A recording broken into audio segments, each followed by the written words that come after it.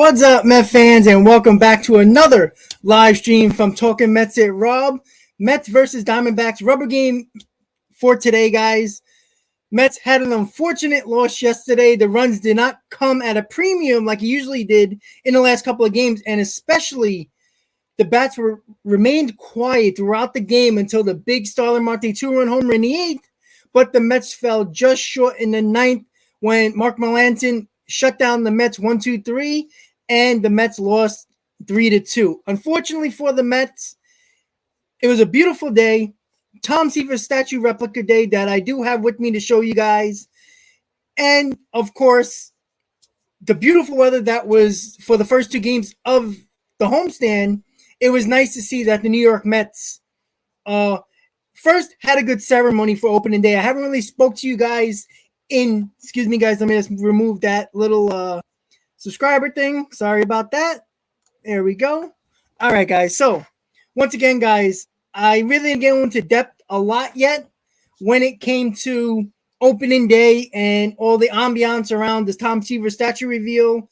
The Mets basically bludgeoned the Diamondbacks in the home opener. It was really nice to see.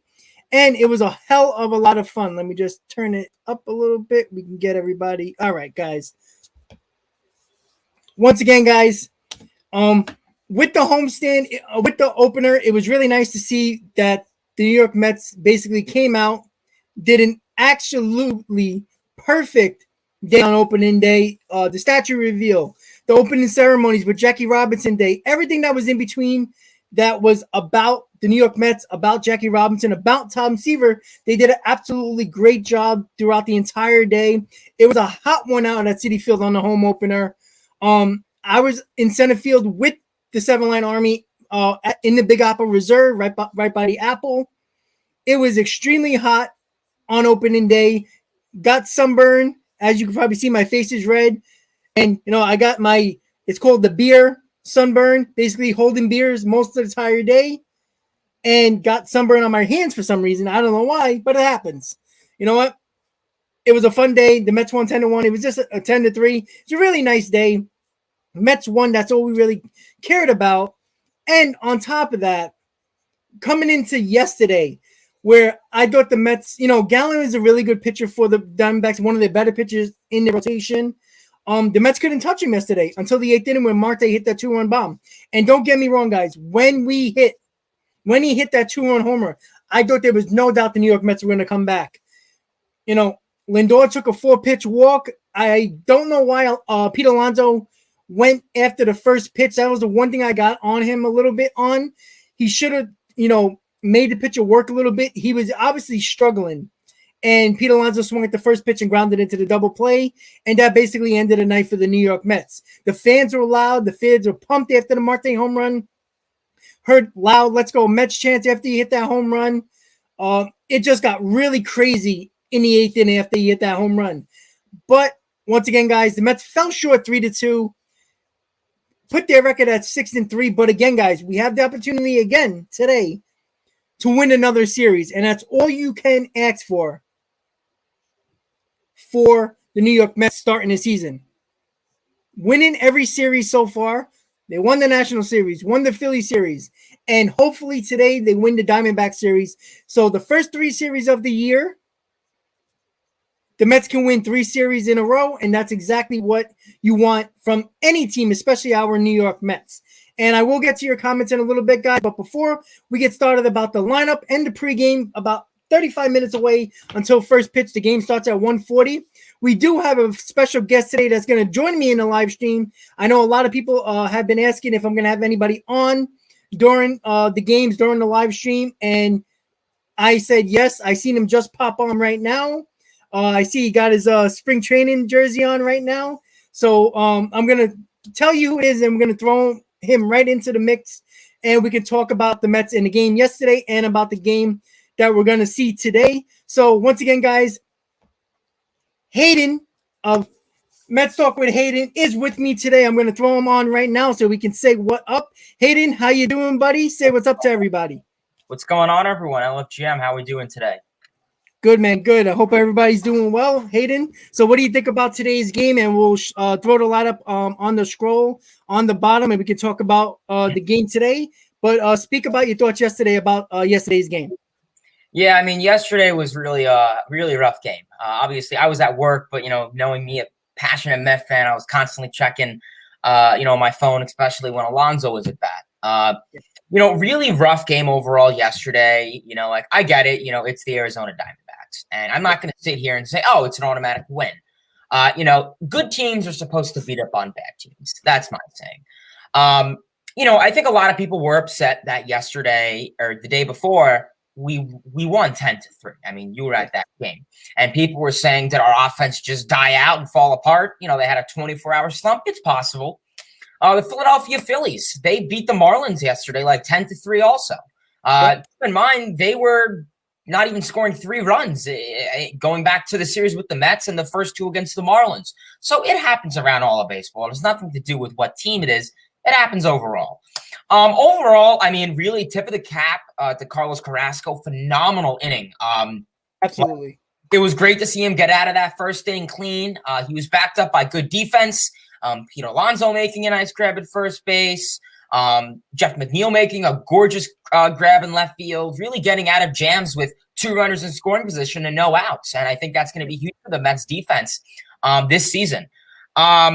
Overall, just phenomenal game. It's unfortunate Carrasco kind of got a little, oof the last 2 starts. Obviously, he pitched fine, but, the bullpen or poor defense, we don't need to talk about the defense that blew it. But just overall, unfortunate. Good, solid outing from Dolly Rodriguez. I'll give him that. Unfortunately, I don't like that Showalter always puts these guys in to start off one batter, and then he's like, okay, you're out. I'm not too big on that. Put in a new guy if you're going to have him start the inning. Don't do this lefty, righty. No. Just worry about that coming June, not now. Lugo. I think Lugo is the biggest concern. Obviously, his breaking pitches are really not looking super well. His velocity did dip a little bit, and I just don't know. I mean, he looks like a different pitcher. I mean, he doesn't look like his 2019 self anymore. And, I really do worry. I think this Mets bullpen is the biggest issue going ahead. Yeah, absolutely, man. Can you hear me well? Yep, loud and clear. Okay, perfect. I just wanted to make sure because the microphone was a little crazy for me for the first second. All right, so yeah, exactly. Like, the starting pitching has been great. It's the best starting rotation ERA in baseball, and they've shown it. I mean, if we get the Carlos Carrasco we seen yesterday, this rotation, even without DeGrom, is going to be continue to be the best in baseball. He, like you said, he did get out of a jam yesterday as well, and he was pumped up when he got that strikeout. When it was, I believe it was second and third, and nobody out, and he got out of it. It was nice to see with Carrasco. He's finally healthy. He finally had the spring to get in order what he needed to get his pitches that he needed to control that he had problems with last year. And again, with the bullpen, like you were talking about with Lugo. Lugo does not look like the same Seth Lugo that we known from 2019. And since basically he came up, since he's been that guy that we always trusted. And the bigger problem with him now is that can you trust him late in games? I don't know, honestly, at this point. Honestly, he's concerning for sure. And the other problem that I have with Lugo, mostly with Buck Showalter, once again, he did not put him in a clean inning. And that concerns me as well. I think that's something that Buck Showalter has done already that worries me. He put Joely Rodriguez in a spot where it wasn't a clean inning, and Rodriguez got burned by it. Lugo, the same thing. I think Buck Showalter knows what he's doing. I think he's going to learn that putting these guys in bad situations with runners on is not exactly the best way to use them. And I think that's the way we're going to have to use Lugo now, is basically putting him in clean innings. He does better in clean innings, not putting him in a spot where you got bases, ducks on a pond, so to speak, and now Lugo's got to get out of it. He did it in the past, but he doesn't seem like that type of pitcher anymore. And, opening day was great. We scored 10 runs. Lindor with the 2 home runs. Cano got a home run. Marte. It was just an all-around great day and opening day. yesterday when Marte hit that 2-run homer, there was no doubt in my mind the Mets were going to come back and win that game. I mean, everybody felt it. I mean, I don't know if who was watching it, if you missed it or you were trying to, or you looked at the replays, the crowd was insane after Marte hit that home run. I mean, don't get me wrong. I don't know if they showed a picture or a video of the 7-line section in the outfield, but when Marte hit that home run, there was beer flying up in the air everywhere. I mean, it was insane. And it was only game nine of the season. So it was really nice to see that the Mets try to come back, but Marte is going to be clutch all year for us. He's a clutch player. But we fell short. You know, I thought Alonso was going to hit a bomb in the 8th. I thought he was going to hit the 2-run homer and we were going to take the lead. Again, before you came on, I said I was shocked that he swung at the first pitch after that 4-pitch walk from Lindor. I was expecting him to take a few pitches and just wait for that pitch to drive at 450 feet, but he didn't. It wasn't a bad pitch to swing at. It was on the outside corner. It was like letter high, but that's something that he tried to pull it, and it was on the outside corner, which is basically set up to hit you a ground ball. And if he would have tried to take it the other way, he might have hit it over the right field wall, but he didn't. I see Daniel put in the comments, Nimmo and Connor are missed. Yeah, you can say that, sure, but the Mets scored 10 runs without him on opening day. So, you know, it wasn't just missing Nimmo or Connor, because in that spot, everybody did their job in the front part of the lineup. It's just that yesterday they couldn't touch Gallen at all. And, you know, that's what happens when you get into later in the game. And now, even though the Diamondbacks are not a good team, they still have players, major league players, that can actually hurt you late in games as well. And you saw what happened. So unfortunately, we lost that game, but we're still in first place by a game and a half. We still have a chance to win another series, which is great. And that's exactly what we need to do, is continue to win series, especially going forward, because we play the Giants next and they're not going to be easy. So once again, Hayden, thank you for coming on the stream today to hang out with us and to get your perspective of the last couple of games. And of course, give your thoughts about inning. I mean, you've been with me with the live streams, you know, in between innings. We'll talk about the innings and everything like that. And I'll do the radio call and we'll go from there. So once again, guys, don't forget to subscribe to Hayden's channel, Mets Talk with Hayden. He's got good stuff, good analysis. He knows what the hell he's talking about, put it that way. And he does his research. So anybody who says he doesn't, shut up. So once again, guys, subscribe to his channel. And we got about 25 minutes or so until game time. So the lineup, we're going to talk about the lineup in a second. I don't know if everybody's seen it, but I'm going to pull up game day right now so we can check out the lineups right now for both teams. And we'll go from there. So let me just move this banner away and we'll talk about the lineup. Obviously, you guys know David Peterson is on the mound in the spot for Taijuan Walker, and Humberto Castellanos is the pitcher for the Diamondbacks, a right-handed pitcher for the Diamondbacks. So, Hayden, we're going to look at the lineup right now, and then you can give your thoughts about the lineup. So, with the lineup today for our Mets, Jeff McNeil is batting first, leading off. Left field, Starler Marte playing right field, batting second. Lindor is batting third. Shortstop, Pete Alonso DHing today, batting cleanup. Escobar, third base, batting fifth. Dominic Smith playing first base, batting sixth. Travis Jankowski, who is basically becoming a fan favorite really quickly, playing center field, batting seventh. James McCann, the backup catcher, as I call him, batting eighth. And Luis Guillorme batting ninth, playing second base. So, Hayden, what do you think about the lineup today? Yeah, I mean, I think it's an interesting lineup. Obviously, you know, don't get me wrong. I would absolutely love to see Canna and McNeil in this lineup. Both of those guys are, you know, high average, high on base guys, will take a lot of pitches. And I think that really could have been used yesterday. But, oh, well, I will say Travis Jankowski with those 3 hits on Mets opening day was huge. So definitely made up to an extent for the presence of Nimmo and Canna gone. But it's not a bad lineup. I really do like the first 5. Jeff McNeil is an awesome hitter. I like you and I have kind of we've both spoke. You know, McNeil, in my opinion, is back to his old self. I mean, like we said, he got rid of that launch angle shenanigans, and he's really just being that contact hitter that he's supposed to be. You know, listen, his launch, angle and exit velocity, according to Baseball Savant, isn't going to be great, but he gets on base, so who cares? Yeah. So I really do like McNeil leading off, honestly. If it's not Nimmo and it's not Marte, it's McNeil. And kind of surprising that there was the argument, Nimmo or Marte, and Marte isn't even there. So I like McNeil batting first. That's good, solid. You know, I think he could definitely have a high chance of getting on base. I like Marte batting second, not bad. I mean, it would be nice to have him bat first, you know. That way the stealing base advantage is there, but not bad. Lindor's been really hot, obviously. I mean, if you look at where he was this year compared to last year at this time, huge growth and difference. So Lindor has really been up there. Hopefully, you know, just don't pull the ball to the right side. If you don't do that, I think he's going to be a really good dominant hitter. I bought Pete Alonso playing the DH today. Okay, not bad. Currently leads the NL in RBI, so I'll take that. The little thing with Pete I would like to mention is, like you said yesterday, he took that first pitch. And, you know, my thing with Pete is, and someone said this in the comment section, I forgot who it was, but that Pete does get really nervous in situations like that.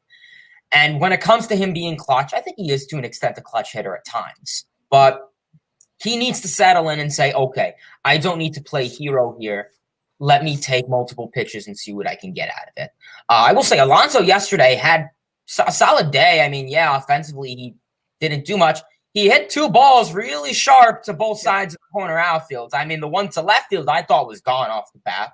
And the one to right field, I mean, if we're talking 2019 juice ball, that would have been gone. So hopefully Alonso can have a good day. I mean, I'm hoping for a home run. Usually he does well on Sundays. I don't know why, but okay, we'll take it. Escobar batting in the 5th hole, not bad. Hopefully, you know, he could start, I guess, producing some more offense. Dominic Smith. Yeah, Smith is a little bit of worry. He's been looking a little not existent these last couple days. Hopefully you can try and get something out of him. You really do need that left-handed presence to start, you know, boosting some offense. 7, Travis Jankowski. Yeah, I mean, like I said, I don't think he's going to go, you know, 3 for 4 today or anything like that. But, you know, try and take some pitches, try and draw a walk. You know, 9th inning defensive guy, but obviously with Nimmo out. You have McCann batting 8th. I wish they left him in Florida and they called up Alvarez. This dude can't pull the ball off the ground. I will say he's starting to hit the ball a little harder, but I mean, we're talking the Jason Bay here of this decade. And then batting 9th, Luis Guillorme. I think you and I have spoke about it. I really hate seeing Guillorme in this lineup. I mean, I know he's a fan favorite because of his beard and his elite spring training stuff. But he's a 9th inning defensive guy. The only reason he's out there is because they don't want Cano out there again. Hopefully, yeah. I mean, Guillorme, all right, we'll take it. But I think it's a solid lineup. Like I said, the 1 through 5 is really where I'm like, okay, this is good. 6, 7, 8, 9. Just hope that the inning doesn't lead off with the 6th hitter. Yeah, absolutely. Yeah, you know, when I saw the lineup today, I'm like, all right, it's a Sunday lineup. That's basically what it is. Right. You know, it's a typical old school Sunday lineup, right? What we've seen in years past. You know, Nito pitched, you know, played yesterday, so James McCann's going to get the start today. It just makes sense. Again, James McCann shouldn't even be on this team. Again, I said it from day one when we signed him. James McCann is a backup catcher, and not you, but a lot of people said, oh, James McCann is really good behind the plate. Sure, he's really good behind the plate, but he's not all-star caliber defensive catcher. He's not. If he was an all-star type of defensive catcher, I wouldn't care. You know, guy who frames very well, a guy who throws guys out, guys that, you know, he does things defensively, blocks almost every ball behind the plate. He does not do everything, and he still has a little bit of flaws defensively, and he doesn't do enough defensively for me to keep him in the lineup because his offense is completely terrible. And whatever Sandy Alderson saw in James McCann was basically fool's gold. And that's why I can't stand James McCann. But Alvarez, I would not be surprised if this continues with our catching situation, because I like Nito, but Nito hasn't been any good either. I mean, he has more hits than James McCann, basically, and he's played less. But the problem with this catching situation, again, if the lineup hits, it doesn't matter about your catcher. But I don't think James McCann is good enough to be in this lineup every day, and you can't trust Nito as well. So at this moment, who knows? Maybe by July, Alvarez might be up if he's still mashing a ball in AA. With Travis Jankowski, obviously because of Nimmo, that's why he's in the lineup. But Jankowski brings speed, defense, and you know what? Every now and then, he'll beat out a ground ball. He'll bunt to get a base hit. He does a lot. He brings that energy in the lineup that I like, similar to Nimmo. But even though Nimmo's a better player, Jankowski brings that energy as well. Guillaume, I don't know. He's a backup guy, like you said, a defensive guy coming in the 8th and 9th to hold the lead. He's, it's better than Cano, in my opinion. Dominic Smith, he's got to get it going because he already don't get a lot of playing time, and the reason why is because of Alonso, and you're not taking Alonso out of the lineup. And you're not, because you're putting him as DH. Again, Alonso doesn't like the DH, but his 2 biggest performances has been as the DH. But again, if Dominic Smith does not hit, well, guess what? He's not going to be in the lineup either, and Alonso's going to be your first baseman probably 6 days out of the week instead of maybe 5. And if Dominic Smith doesn't hit, which is the reason why people want him playing first base, because they think he can hit, and yes, he is a better first baseman than Pete Alonso. If he doesn't hit, he's not going to be playing first base, and he's not going to get a lot of DH spots in the lineup to hit on a regular basis. So Dominic Smith is showing shades of last year, which we do not need on this team. And like you said, 1 through 5, they've been very good all around. Jeff McNeil has been his old self in 2018, 2019. No more launch angle, as you said. Starlin Marte is a beast. 2 home runs in the last 2 days. Lindor has been looking pretty good. Hit 2 home runs in the home opener. And yesterday, he was also solid as well. Alonso, I think he's going to have a big game today. Usually when he has a bad performance, he usually picks it up and puts the team on his shoulders. So that's what I expect. Escobar has been struggling a little bit. He has one of the lowest averages as an everyday starter at 214, which is not good. I think he's a professional, so I expect him to pick it up. But I mean, look at James McCann, 063, and he's played 7 games this year. Ugh, God, I can't stand him. If I can get him off the team, I would drive him to wherever he lives because I can't stand him. That's how bad he is. So, Hayden, we're gonna get some comments in for everybody before the game starts in about 20 minutes or so. So let me just pull this off the screen and then we talk to everybody and say what's up. So let's see who's on the stream today. John says it sucks yesterday, but we can come back and win this one. We'll be fine. Let's go Mets. I think we both agree on that. Let's see. James says yesterday was a fluke. Here we go. Let's go Mets. TG says, why is Jolie pitching every game? Because I think Buck's trying to see what he has in him. Because we do have Claudio in the minors, who I think a lot of Met fans think might get a chance sooner or later. What do you think, Hayden?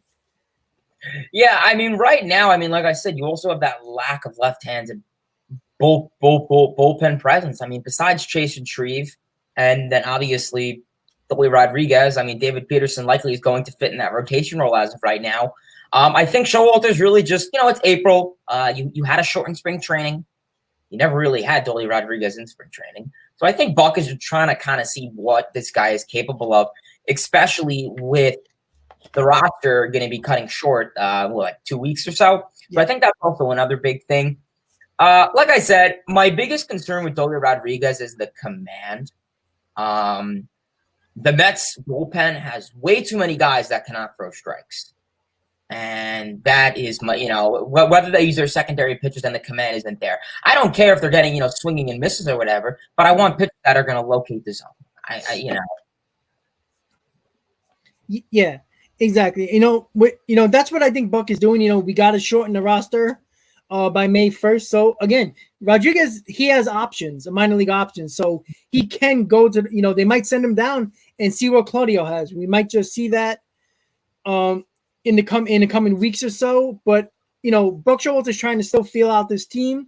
We all know that the bullpen is the biggest problem with this team. It can, we should be at this point. We should be 8-1. The way we gave up leads in Washington and Philadelphia, we should be 8-1. Yesterday, could have went either way, so I would give that loss to us. But 8-1 should be the Mets right now. And if it wasn't for our bullpen, we would be. But Rodriguez has struggled. Again, I don't know why Buck Showalter continues to put him in when there's right-handers in an inning. It just doesn't make sense. Rodriguez is a left-handed specialist, and until Buck realizes that, Jolie's going to have problems coming out of the bullpen, especially with the 3-batter rule, which is actually hurting him, honestly. So that is about Jolie. We'll go to another couple of comments. I see he also put something about Aaron Loup and Familia have a 0 ERA. Aaron Loup is good. We know that. Familia, you'll see. He'll mess up eventually. So I'm not too worried about that. But Loup is a big loss. It really is. So what do you think, Hayden? Yeah, I mean, it's no secret the Mets literally downgraded their bullpen this offseason. I mean, the fact is that they didn't sign – listen, I've always expressed bullpen, relief pitchers are streaky. You can't put on full trust in them.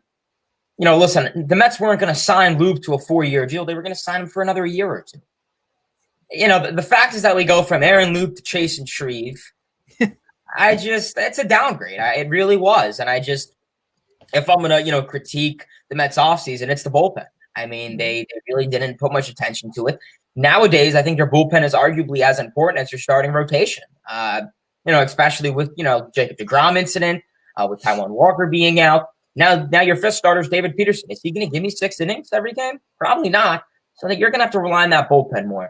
And, yeah, I don't know. I mean, listen, Ulysses Familia, he's been fine now. Don't put too much thought into it. Sooner rather than later, he's going to be losing his command and walking the ballpark. I'm not worried about that. But Loup, that was the biggest loss. That was the move where it was like, that could have got you out of so many innings, especially, you talk about wanting to face the left-handers. Loup would have been that perfect guy. I mean, Loup was the guy who got out of a lot of jams last year. Bases loaded, 3-0 count, and he got out of it somehow. Just stuff like that I think Dolly Rodriguez and Chase and Shreve could be good, but I don't think they're as dominant as Aaron Loup. And I will say, Aaron Loup, I have MLB TV. I've been watching a couple Angels games periodically. I mean, Loup and Syndergaard have been dealing with the Angels. But like I said, it's early in the season. We'll see. Yeah. With Loup, again, what Epler and the Mets decided, they were going to go bullpen guy by committee. They don't think bullpens are, you just see the name and they were good last year. You expect them to be good the following year. And they seem like, it's a bullpen guy by committee. Some years, every year is a different when it comes to bullpen. One year it'll be great. Next year they'll be bad. And I just think they didn't want to pay, premiums for solid arms that have good careers like Loup, Chafin, guys like that.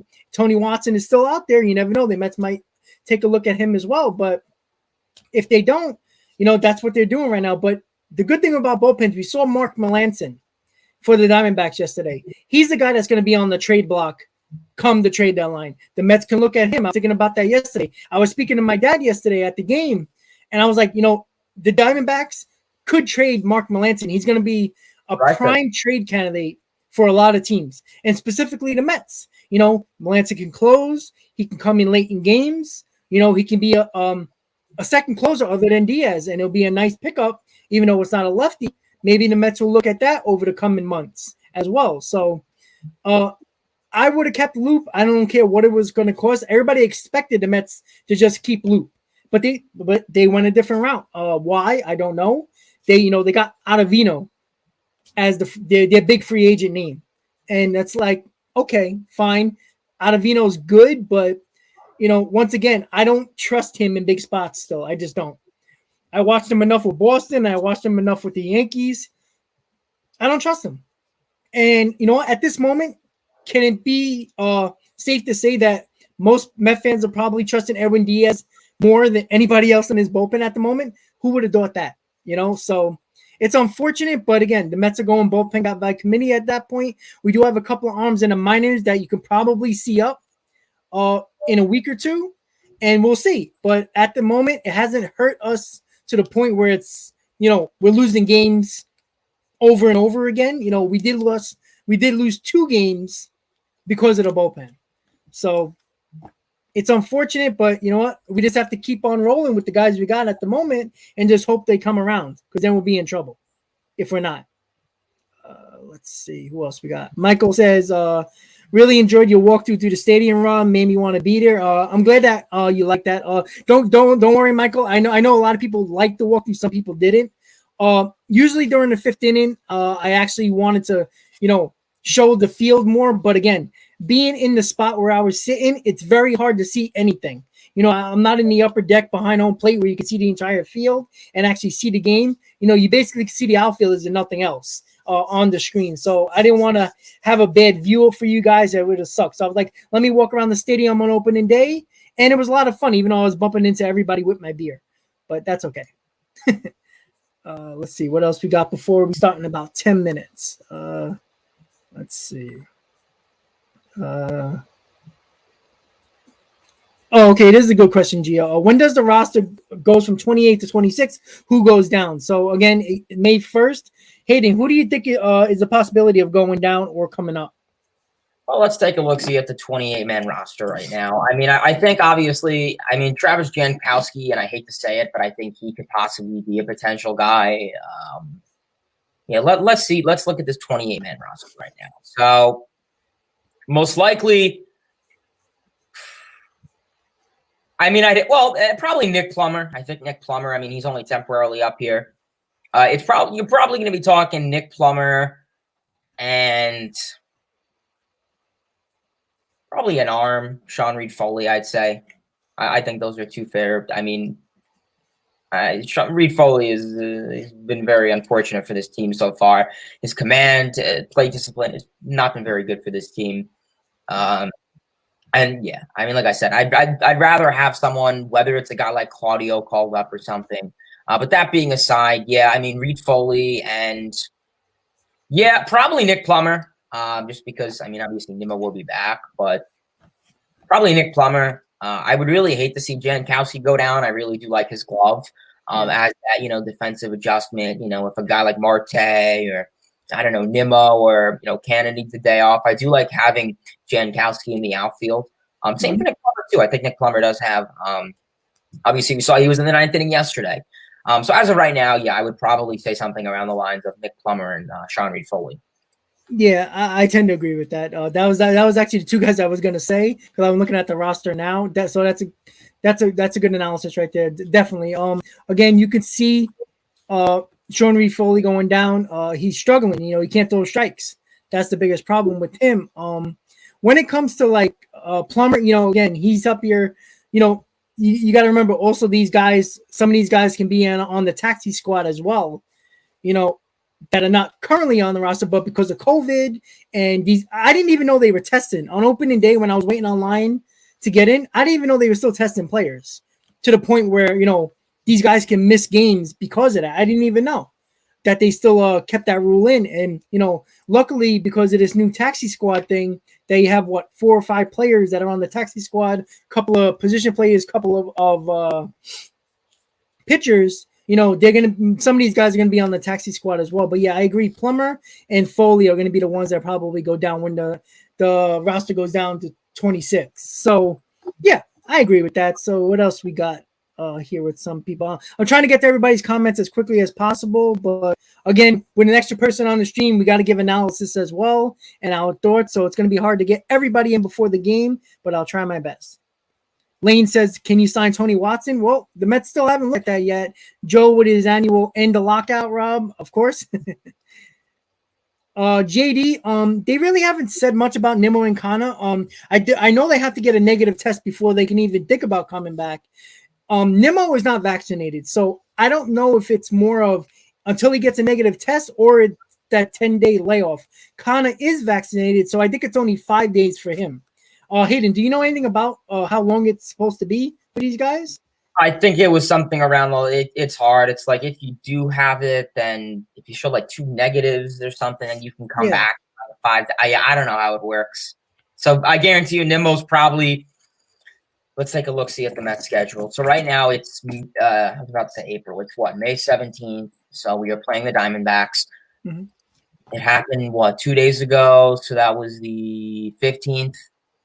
I'm thinking maybe probably back against the Diamondbacks.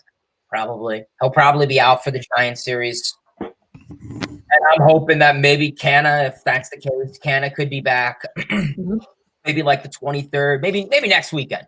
And that's when we'll be playing the Diamondbacks in Arizona. And maybe Nimmo can come back during St. Louis. That's what I'm hoping. I think that seems pretty realistic. Yeah. Yeah, that's what I'm thinking too. Again, I didn't. That's what I said. Like, you haven't really heard any information about when these guys can come back on, just through Major League Baseball in general. Like, if they knew this rule was in effect that you're testing players still, and if they get COVID, they're out. But for how long? Like, obviously the teams probably know how long it's going to be. But let us know. I mean, we're watching a game, or you're at home getting ready for the lineup to pop up, and all of a sudden you see Nimmo and Kana under the line, be like, injury. And then we find out they're on the COVID IL. So it's like, they got to give us some parameters. Like, okay, if you're not vaccinated, you're going to be out 10 days, even with the negative test. If you're vaccinated, it's only 5 days until a negative test. So I don't know what they're trying to do, but it's really annoying. And I thought that they weren't testing anymore. Basically they took off most of the restrictions in general around the state in general, or around baseball. At this point, why are you still testing when the fact that, there's no restrictions anymore what these players can do? They're allowed to go anywhere they want, on the road, at home. It really didn't matter. So, if you're going to test these guys, there's going to be players across the league that are going to be out because of COVID, because, well, if you're doing things without restrictions, there's a pretty good chance you might get COVID, even if you're vaccinated, obviously. So I don't know why they're still testing. I know it's a safety issue, but let's be honest. Is it really? Are we really worried about safety at this point? Everybody's wearing no mask at the games, fans-wise. Again, what side of the spectrum you're on politically, who cares? The point is that nobody's wearing masks around the country. The indoor mask in New York alone has been gone over the last week. And New York City's mayor said, hey, if you're rich and if you're a professional athlete, you can play inside, but you cannot work if you're a normal person in New York. So, Kyrie Irving, Nimmo, DeGrom, guys that are not vaccinated in professional sports in New York can play because, they're professional athletes and, they get the silver spoon to them. And people who make $50,000 a year lost their jobs because they didn't get vaccinated. Again, no matter what side of the spectrum you're on, mask, no mask, vaccination, no vaccination. The point is, it's a stupid rule, and that's why they should get rid of most of the testing and restrictions. Unless you're feeling under the weather, then you should get tested. But, it sucks because we have no idea when Nimmo and Kana are going to come back, and it hurts our lineup. I mean, look who's been playing. Jankowski, Guillaume. Cano's been playing because, well, you can't put McNeil at second because you need an extra outfielder. So it sucks. So we got about 2 minutes until game time. So Hayden, your final thoughts before we get to the game and the radio call. Yeah, I guess my biggest thing is hopefully David Peterson can give me 5 innings. I mean, that's all I ask for. I don't want to see this bullpen in the 4th or 5th inning. That'd be a disaster. Fingers crossed Peterson can get somewhat of a clean outing. I'm not asking for, 0 runs, but, try and have Peterson get out there clean. Offense would like to wake up early, get to an early start, give Peterson some support. I would like to see Pete Alonso hitting a home run today. That's my number one hope for today. But yeah, just win the game, play ball. I mean, this bullpen needs to really at least put up adequate numbers, and we'll see. Yeah. So again, I think the Mets are going to bounce back. Pete Alonso, this year alone, when he struggled in a game, he came back the next day and got a few hits, got a few RBIs. So I expect that again today. He's been a beast with the DH over the 2 times he was a DH. So I expect him to do some big things. For Hayden, I think he's going to hit a home run today. He's going to, probably hit one, probably dead center, in my opinion. But I think the Mets are going to win their 3rd series of the year and go to 7-3 and remain in first place and look like the only team in the division that actually is playing well for the most part. The Braves have been struggling. The Phillies have been struggling. There's nobody in the NL East right now in the Mets that are playing any well. The Mets got to take full advantage of that. Even though the Mets were in first place for 100 days last year, they still never really felt like the team they were going to, dominate the division. And we saw what happened with the Braves last year. You can't give these guys opportunities to come back and catch you. And I don't think the Mets are going to. I think the Mets are going to spend the entire year in first place. That's a big statement from me, but I feel like this team is good enough, and you've seen it already without the Grom. This rotation is good enough, and this lineup can hit, even though they didn't look well yesterday. So the game on TV looked like it's going to start just now. The Mets are rolling onto the field. So I'm going to go to the radio call. Hayden, in between innings, we'll talk about the inning, and we'll go from there. So once again, guys, don't forget to hit on that like button, guys. And don't forget to subscribe to Mets Talk with Hayden. His channel is really good. Please do. And listen, Hayden, really quickly, what do you think? Tell them about your channel real quick. Yeah, if you guys wouldn't mind checking me out, Mets Talk with Hayden is the name. Just type it into YouTube, Mets Talk with Hayden. Yeah, doing a lot of live streams, content in regards to pretty much the New York Mets. Trying to break out to, non-Mets related stuff too, Phillies, Padres, Rangers, why not? So definitely, if you guys could, we're on the road to 700 subscribers. So let's try and get there. So if you guys could, please feel free and check me out. And LFGM. All right, so there you go. That's Hayden's final words about his channel. The Peterson is on the mound doing his warm-up torses, so we're gonna bring it right to Howie and Wayne on the call, guys. Stay on the COVID IL list, especially for an unvaccinated.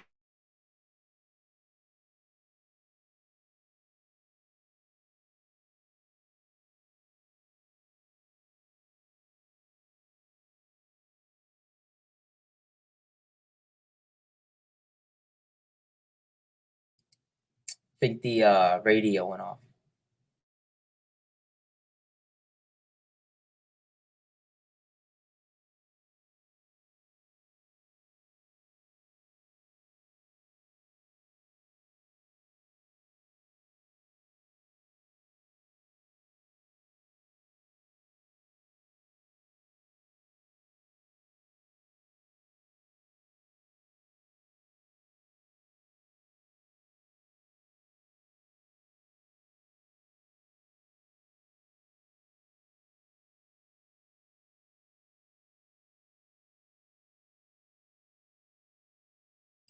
Rob, there's no sound.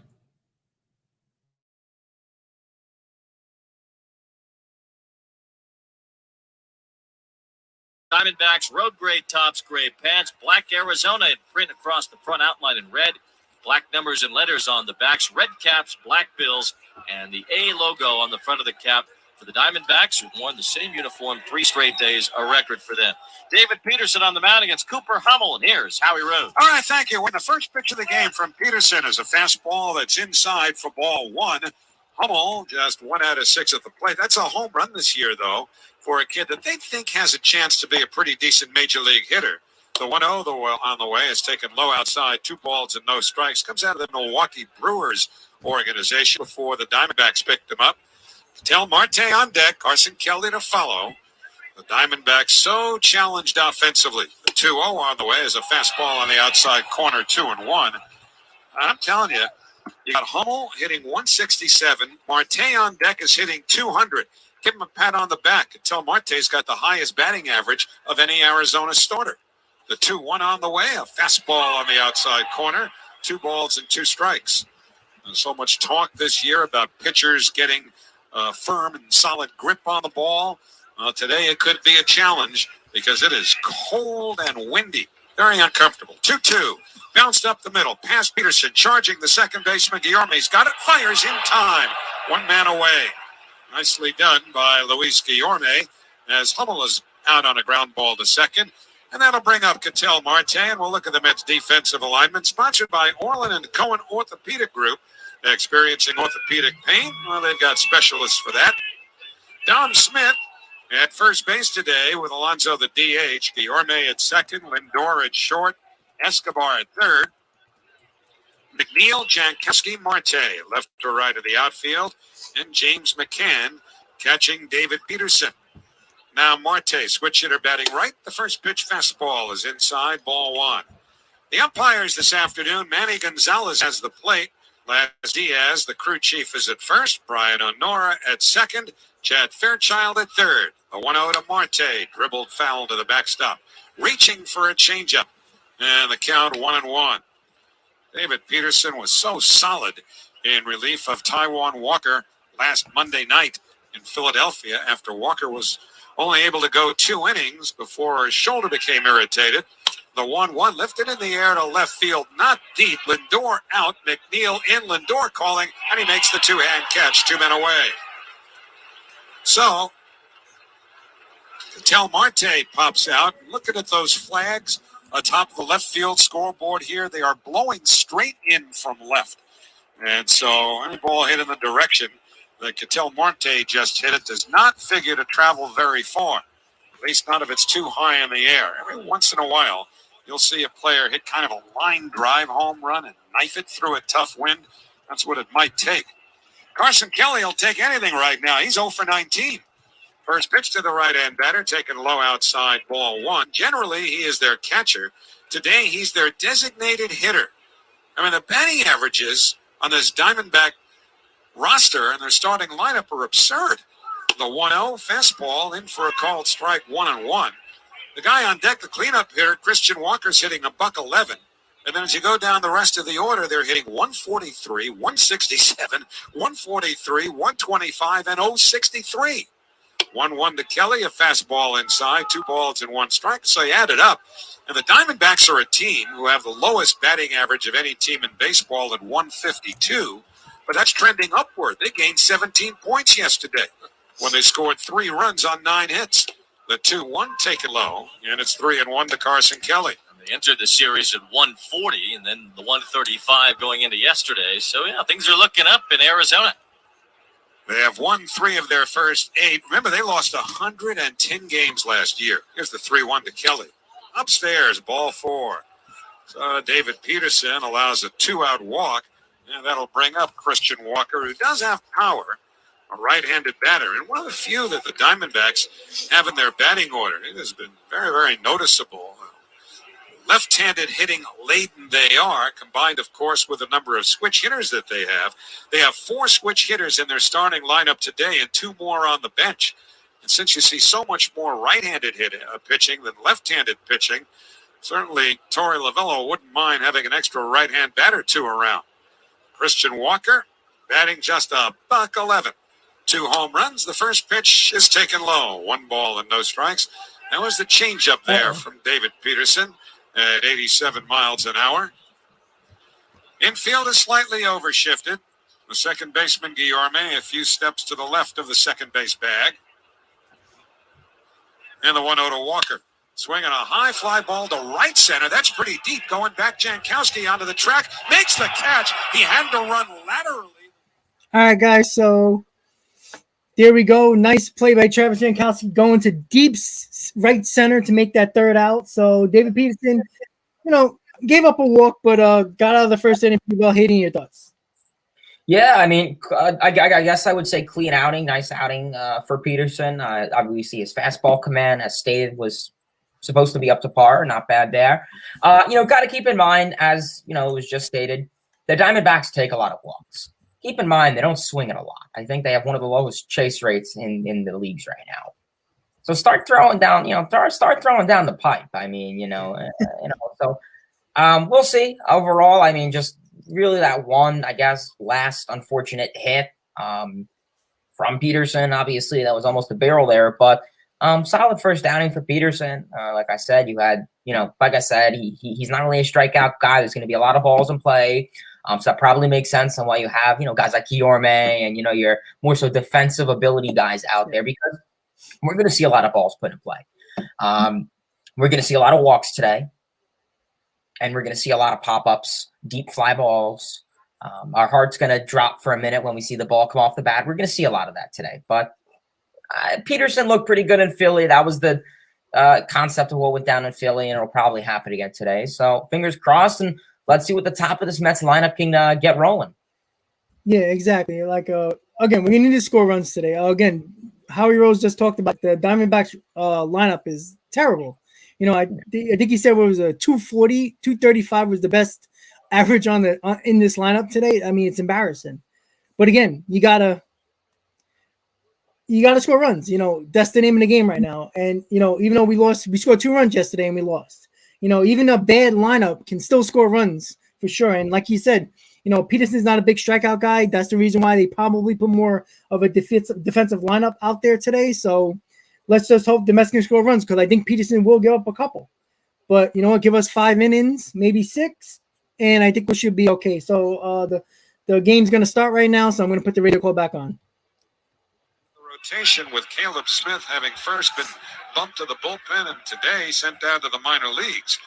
And so Castellanos, who has pitched 3 innings this year, 2 relief outings, allowing 5 hits and 3 runs, 2 earned, will face Jeff McNeil to lead off. Left-hand batter, Castellanos from the stretch deals, and a fastball upstairs, ball 1. Castellanos is not a hard thrower. I mean, his fastball is going to top out at about 90 miles an hour. That first one was a 4-seamer at 88. And even that'll probably have a little extra giddy up to it as Castellanos gets loose, which could be a challenge. The 1-0 taken high, a fastball at 87. It's 2-0, but it is so cold and so windy. Certain players are more, I wouldn't even say comfortable necessarily, but they just handle the cold better than others. Castellanos from Mexico seems to welcome it. He is not wearing long sleeves. Looks like a July day to him. The 2-0 is taken high. A fastball, 3 balls and no strikes. So 3 straight fastballs to McNeil, and they've all been out of the strike zone. McNeil, Marte, and Lindor batting for the Mets here in the last of the first inning on a day when it will be a challenge for players to grind at-bats out. The 3-0 taken down the middle, a called strike, 3-1. I mean, it's too early in the season for players to be giving away at-bats, but this is the kind of weather where under certain circumstances, players are less than disciplined at the plate, at least compared to what they would be ordinarily, because it's so uncomfortable. 3-1 pitch. Swing on a pop foul going straight back the other way. A full count now. This is in Little League when you had those little cheap metal bats. You had the stingers all day long in weather like this. When it was cold like this, your hands would be stinging all night. You know, it's funny. I never played with metal bats in Little League. It was always wood. And I don't know what would frankly hurt more, the being jammed with the wood bats or the metal ones. I don't want to find out either. Here's the payoff pitch to McNeil. Swinging a liner in the air to left, slicing towards the corner. Over comes Hummel. It's out of play, a foul ball. But anybody who's played as far back as Little League knows what it's like to be jammed on a cold day and feel the vibration in your hands. Jay Harwich began his Little League career playing for Epstein's Hardware Store, he was saying, in his pregame interview with Brad Heller. And so thrilled for Jay, a person that we all love, to see him get that love back today. Payoff pitch to McNeil, upstairs, ball 4. The Mets get a leadoff base runner. 89-mile-an-hour fastball, the hardest that Castellanos has thrown so far. But the Mets get McNeil aboard for a hot hitter and Starling Marte. What's that line you said about F. Lee Bailey? Well, I was reflecting back on some of the players that Jay, and not only players, but other Mets personnel, occasionally got into a fix or two, and Jay might have had to bail them out, as he did on several occasions. So I said during a little presentation before the game, there were times when it seemed like Jay was getting more people out of jail than F. Lee Bailey. Here's Starling Marte, first ball swinging, he fouls it back to the screen, 0-1. You like that one, huh? Yeah, I've read about those guys. Oh, boy. Well, when you throw a firecracker into a crowd, including young children, that'll cause a hullabaloo. And there was Jay having to try to get Vince Coleman out of as much trouble as he could. Coleman would soon be released. The 0-1 breaking ball outside, 1 ball and 1 strike. Yeah, I don't think Harold has to run around with as much bail money on the road trips as Jay used to. These guys can bail themselves out now. Starling Marte, homered in the last couple of games. First 2 home runs of the year. He's hit in 3 straight overall with 6 out of his last 13. Tied for 3rd in the league in RBIs with 10. He's got 2 homers and the 1-1 way inside near his leg. 2 balls and 1 strike. And, you know, the Mets have been plunked 12 times already. 12 hit by pitches, most in the major leagues. I heard you talking to Buck about that on the pregame interview that you did with him today. And he was as diplomatic as he could be about the first thing he wants to know when he goes up to that top step is the hitter okay? 2-1 pitch. Marte jammed. That's got to hurt. Fouls it into the seats downstairs behind the first base dugout. And the count 2-2. I said to Buck, it's kind of a daily ritual now where a player gets hit by a pitch. The camera locates Buck in the dugout as he marches toward the top step to get a read for what's happening on the field. Buck may have a somewhat slightly slower gait today than he's had recently. He's had a lot of company in his house, but it was all good. 2-2 pitch just off the outside corner, 3 balls and 2 strikes. I mean, Buck was so happy that he was able to be with his family, his entire family, his son, daughter, and grandchildren for the first time in 3 years because of all the COVID concerns. So they were staying at Showalter over the weekend, but they have left. Payoff pitch with a runner going. Strike 3 call. Throw down to second. Gets under the glove of Marte. But staying on second base is McNeil. Marte, meaning Starling Marte, called out on strikes. Ketel Marte couldn't come up with that one-hop throw, so Jeff McNeil is safe at second with a stolen base as Marte strikes out. The Mets caught a break there because McNeil would have been out by a mile at second base had that been a good throw, but it short hopped on Ketel Marte and skipped over his mitt, and Jeff McNeil was able to grab a steal. He wasn't even in the picture yet when that ball got to Ketel Marte at second base. And again, it's a good idea to send runners today. Make the defense handle the ball. There's no other way to put it. It's uncomfortable. And, we're seated in a booth here with closed windows, so we're not feeling the brunt of it. And the players won't complain anyway. But some handle it better than others. Here's Lindor, switch hitter, batting left. Castellanos deals. And a fastball for a call strike. 0-1 to Francisco, who's 3 out of 8 with men in scoring position. Batting .267 overall, which is 8 hits and 30 at-bats. 3 home runs, 7 runs batted in, off to a solid start. No score, 1 out. McNeil at second. We're in the first. Castellanos with an 0-1. Lined in the air to left, moving back is Hummel, and he makes the one-hand catch for the second out. Back to second goes McNeil. So 2 men away, and now Pete Alonso, the designated hitter, will be the batter. He's asking here's the moment of truth.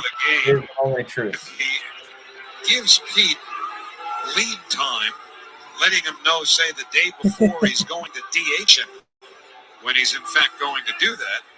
And Buck says, he'll tell everybody the day before when they're scheduled to play, especially guys who either might not expect the day off or a player who might not be playing very often. A lot of the Mets come into the ballpark players, they actually have really good but, Alonso walk-up has so songs much this year so far. energy. I was wondering about his demeanor in the dugout during the game. First pitch on the way, a curve taken low outside, ball 1. Pete, according to Buck Showalter, is very cognizant of his teammates. He keeps everyone engaged. So he's not like going up and down the dugout, just with a kind of type A approach. He said, no, again, very cognizant of his teammates.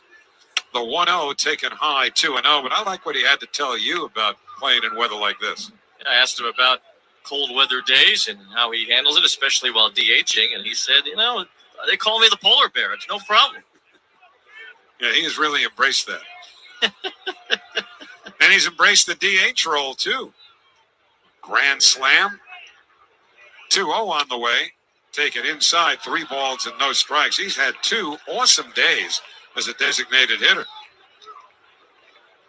Grand slam, 3-run homer. He's got 2 home runs overall and 12 runs batted in. That ties him with Nolan Arenado for the National League lead in RBIs. Let's see if he's swinging 3-0 here with McNeil at second, 2 out. Here's the pitch. He takes it. It's on the inside corner. Strike 1 called, a sinker. I feel like eventually this is going to be a spot where Pete is in more often. Maybe later in his career, you think about a guy like Frank Thomas, who spent the first half of his career at first base and really the second half as a DH. Eduardo Escobar waiting on deck. Here's the 3-1 pitch. Breaking ball reached for, hit in the air to right center field. McCarthy charging in and to his left, dives and makes the catch. And that retires. All right, guys. So going to the top of the second, the Mets didn't get no runs. In the bottom of the first, But hey, what can you do? It is what it is at this point. I thought it was going to drop. The center fielder made a nice play coming back in for that ball. So no score going to the top of the second. So let's see. Anybody commented? Let's see what we're looking at here. Everybody's liking the aggressiveness of the Mets right now. Yeah, like I said, if it was a better throw, it would have been a strike him out, throw him out, double play. But because you got to make the defense make plays, a lot of the times the defense doesn't make the perfect throw, the perfect catch, or the perfect relay to get guys to get the outs. And if you put pressure on the pitcher, put pressure on the catcher, whoever is the second baseman or the third baseman or shortstop, I'm sorry, second or short, making them catch the ball to get the runner out at second base. And that's how you have to do it. And I like the aggressiveness. Even if it didn't work out, I still like the aggressiveness. Wait, Hayden. Nope. I don't think Hayden hears me. Oh, sure. Give him a second, guys. So, yes, guys. So, once again, the Mets had an opportunity. We were running a scoring position, but didn't get it done. That's what it is at this point right now. So, we're going to the top of the second. See if Peterson can get through a 1-2-3 and get the offense right back out there. Yeah, Ken. Like I said, it was somewhat of a short hop, but you know what? You expect a professional ball player to make that play, and you know what? He just didn't get it.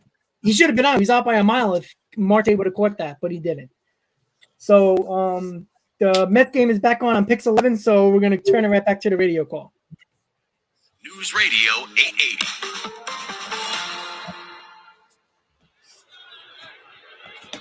We go to the second inning at Citi Field. A very happy Easter to you. The Mets and Diamondbacks are scoreless. Hayden Smith, left-hand batter, leads off against David Peterson and takes a fastball for a called strike, 0-1. Smith, Varsho, and Hernandez batting for the Diamondbacks here against Peterson. And the 0-1. Check swing at a breaking ball. He went around. Good slider there from Peterson. And the count, no balls and 2 strikes. David Smith, just 3 out of 21 at the plate, but he is a better hitter than that. I think he's a keeper. Here's the 0-2. Just a little bit low with a slider. 1 ball and 2 strikes. Peterson certainly trying to build on that 4-inning outing against the Phillies last week, because last season was it was a lost year for David. The 1-2, swung at it, missed strike 3, got him with that slider. Smith was trying to hold his swing but could not, and David Peterson has his first strikeout. 1 away, and Dalton Varsho coming up. I remember that in July, Peterson went on the IL because of some soreness in his right side. And while he was recovering, he was walking around and he felt this kind of crunch in his foot. And it turned out that he suffered a 5th metatarsal fixation, which I guess like a fracture. Here's Dalton Varsho, left-hand hitter. And he takes a called strike, a fastball, 0-1. Needed surgery for that on July 27th, and then wiped out the rest of his season. Apparently it was related to some injury he had in high school. There's the 0-1 on the way. Varsho takes a fastball low, 1-1. It wasn't quite that he broke his foot walking out of nowhere. It was something that had already kind of been an issue for him in the past, and it's popped up again. Well, he's 26 years of age. It was a while since high school, but it was going. The 1-1 swung on and fouled into the mid of McCann. It's 1-2. A lot of wear and tear until there it goes. Yeah, I mean, I've taken a lot of steps. I imagine you've taken more. Thanks. I don't think either one of us has broken a foot walking. Not walking. 1-2 on the way. Popped up foul outside the third baseline. Charging over McCann with Peterson. And even though McCann slides, it's a couple of rows back and out of play. But David Peterson joining the race there in a count 1-2. Did break my foot jumping off of a fence once, but that doesn't count. That was not a natural step. That was a dumb leap. But anyway, 1-2 the count to Varsho, who is at his natural position today, and that is as the catcher for the Diamondbacks. He did not look all that nifty in center field the first couple of days. Infield overshifted to the right, the 1-2 pitch. Lined the other way, base hit going into left center field for Varsho. Moving over to get it, the left fielder McNeil. Varsho turns and holds on. And he's got first hit of the game. One out, single to left. And that will bring up Yanni Hernandez, the third baseman. Varsho really stays through the ball well and has good power and a good swing to the other side. Smacked that ball the other way to get a base hit against Peterson. So it'll bring up Hernandez, the third baseman.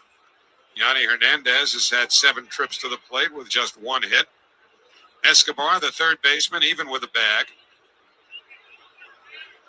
And Peterson staring at Varsho at first. First pitch is a fastball on the outside corner, strike 1 call.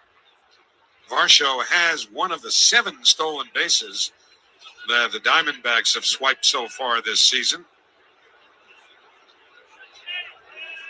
Well, a little tougher to get a read against a left-handed pitcher because when that pitcher sets, he's looking right at the runner at first. 0-1 the count, the pitch. Fastball is outside. 1 ball and 1 strike on Hernandez with Jake McCarthy, the center fielder, on deck. Wind continues to blow in vigorously from left field. At times, straight in. When you look at the flags atop the big out-of-town scoreboard, which is left field. 1-1 the count. Here's the pitch. Hernandez swings and misses at a slider. And so far, a good slider display today by David Peterson. And the count 1 ball and 2 strikes. Really, a couple of years ago, his rookie year, that could have been considered his best pitch.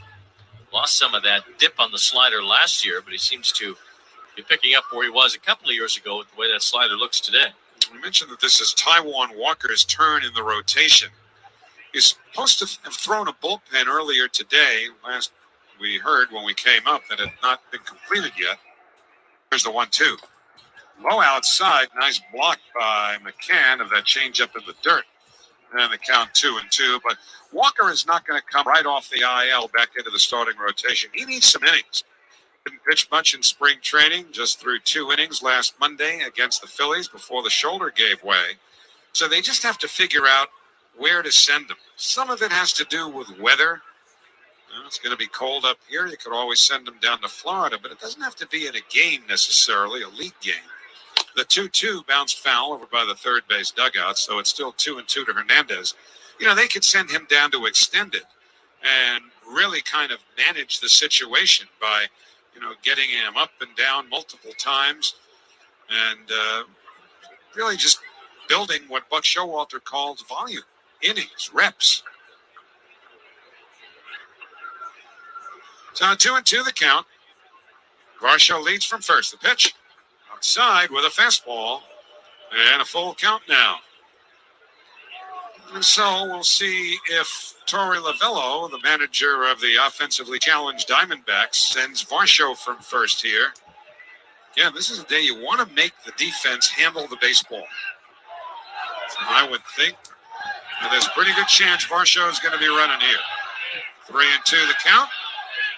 Varsho not going, and the pitch taken low. And in the inside corner, strike 3 called, a very late call by the home plate umpire, Manny Gonzalez. That ball had actually popped out of the mitt of James McCann. And so Hernandez trudges back to the dugout, 2 men away. Torey Lavello has a perplexed look on his face. I don't know that the question was as much about ball or strike. It certainly looked like it had plenty of the inside corner. McCann dropped the ball. I don't know if that momentarily fooled the home plate umpire, Manny Gonzalez, but that was a slow strikeout call. Mets will take it. 2 men away. Jake McCarthy, the batter. Second strikeout for Peterson. Now a throw to first and Varsho back.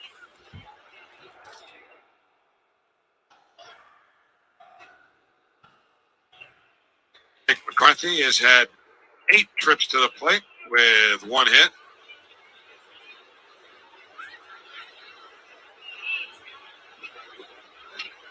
And Peterson's first pitch. Slider, low outside. 1 ball and no strikes.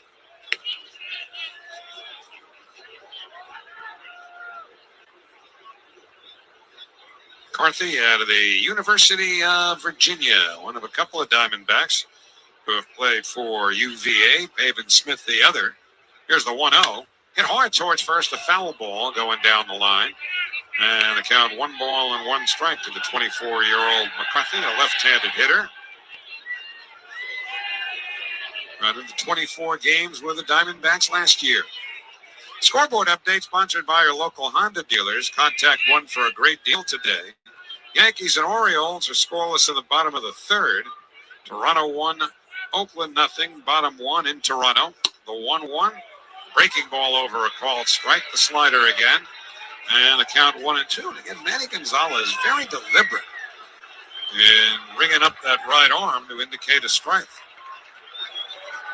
A lot of times he'll say something, the hitter knows, the catcher knows, but fans don't. The fans trying to get Peterson through here. Infield overshifted. The pitch hit hard into the shift on one hop to second. Guillorme out in short right field, throws to first in time. Side retired. All right, so we're going to the bottom of the second. Peterson got out of the inning with leaving a man on base. So Hayden, Peterson looks good at the moment. Yeah, I mean, honestly, slider, fastballs, command has been pretty up to par so far. One unfortunate base hit, but hey, not going to penalize him for that. He got out of the inning. Yeah, overall solid appearance. Yep, looking pretty good at the moment. So the Mets are going to have up Escobar, Smith, and Jankowski. So I want to see Escobar start getting going because he's been one of the Mets mainstays in the lineup that has been struggling for the most part. He had an opportunity yesterday to come through for us, but he didn't. So I need Escobar to start picking it up. And obviously Smith needs to pick it up as well. So hopefully the Mets, these couple of guys start get going in this lineup. Yeah, I mean, you certainly hope so. I mean, obviously, like I said before the game started, that 6 through 9, you really hope that they don't lead off an inning or, something like that. So, yeah, I mean, Escobar would be nice to start getting some action. Dom Smith definitely needs to get some action. Yeah, and this is already in 2 innings. We've seen James McCann drop a quick strike. Jesus, can this guy catch the damn ball? He's done that last year a lot too, and he's done it earlier on in the season already. Can he please catch a ball? The ball's right down the middle. If the umpire wanted to be an ass, he could have called that a ball just because the catcher dropped it. And we've seen umpires do that before. I mean, can he squeeze the ball? I never seen a catcher drop so many balls right down the middle in my life. And McCann still is doing that, so he better get it together. Because my God. I'm a big hater of James McCann, if you didn't notice. So I just can't stand him. Yeah. And also the sliding. Yeah, I see we're also sliding to the backboard, I see. Yeah. All right, guys. So the game's coming back on. So here's the radio call. Second inning in Cleveland. The Giants lead the Guardians 1-0. Phillies and Marlins are scoreless. Top 2 in Miami with Zach Wheeler on the mound for Philadelphia. So here is Eduardo Escobar, batting left-handed. He struggled from the left side so far. Infield over shifts, and the first pitch changeup is outside for ball 1. Escobar just 2 out of 19 batting left-handed, hitting .214 overall with no homers yet, 2 runs batted in. Play him to pull in the outfield. The 1-0 on the outside corner, a called strike. So 1 ball and 1 strike now on Escobar. Dom Smith to follow, and then Travis Jankowski. Sun ducking in and out of cloud cover. 1-1. Breaking ball is outside. The curve missed. And it's 2 balls and 1 strike. Not sure quite how long Humberto Castellanos will be able to go today as he has moved from the bullpen into the rotation. 2-1 pitch. Taken high. 3 balls and 1 strike. Missing with a fastball. Diamondbacks used 5 relievers behind starter Zach Gallen yesterday. And they used 2 relievers Friday. 3-1 pitch. Upstairs, ball 4. And the Mets get the leadoff man on via a walk for the 2nd straight inning. And that'll bring up Dom Smith. Our salute to service is presented by our partners at the Tunnel to Towers Foundation. So they're visiting on the mound right now, the pitching coach. So one thing about Escobar, he has been making the getting on base with a lot of walks this year. He hasn't been hitting, but he's been getting on base. So it's nice to see that he's actually producing in that way. But hitting-wise, we need him to get started to make this lineup a little bit more dangerous. So, all right, so the pitching coach is leaving the mound. So I'll be back. had his index finger pointed up, and Strom doing all the talking on the mound. Whatever he's telling Castellanos, it's a very pointed statement, almost to the point where it looks like he's angry about something. What are you going to do? Walk the leadoff guy in every inning? Throw some strikes? So far, the answer to that would be yes. Yes, he will. Because he has. Now Dom Smith, the batter. Dom, 2 out of 14 of the plate with 1 run batted in.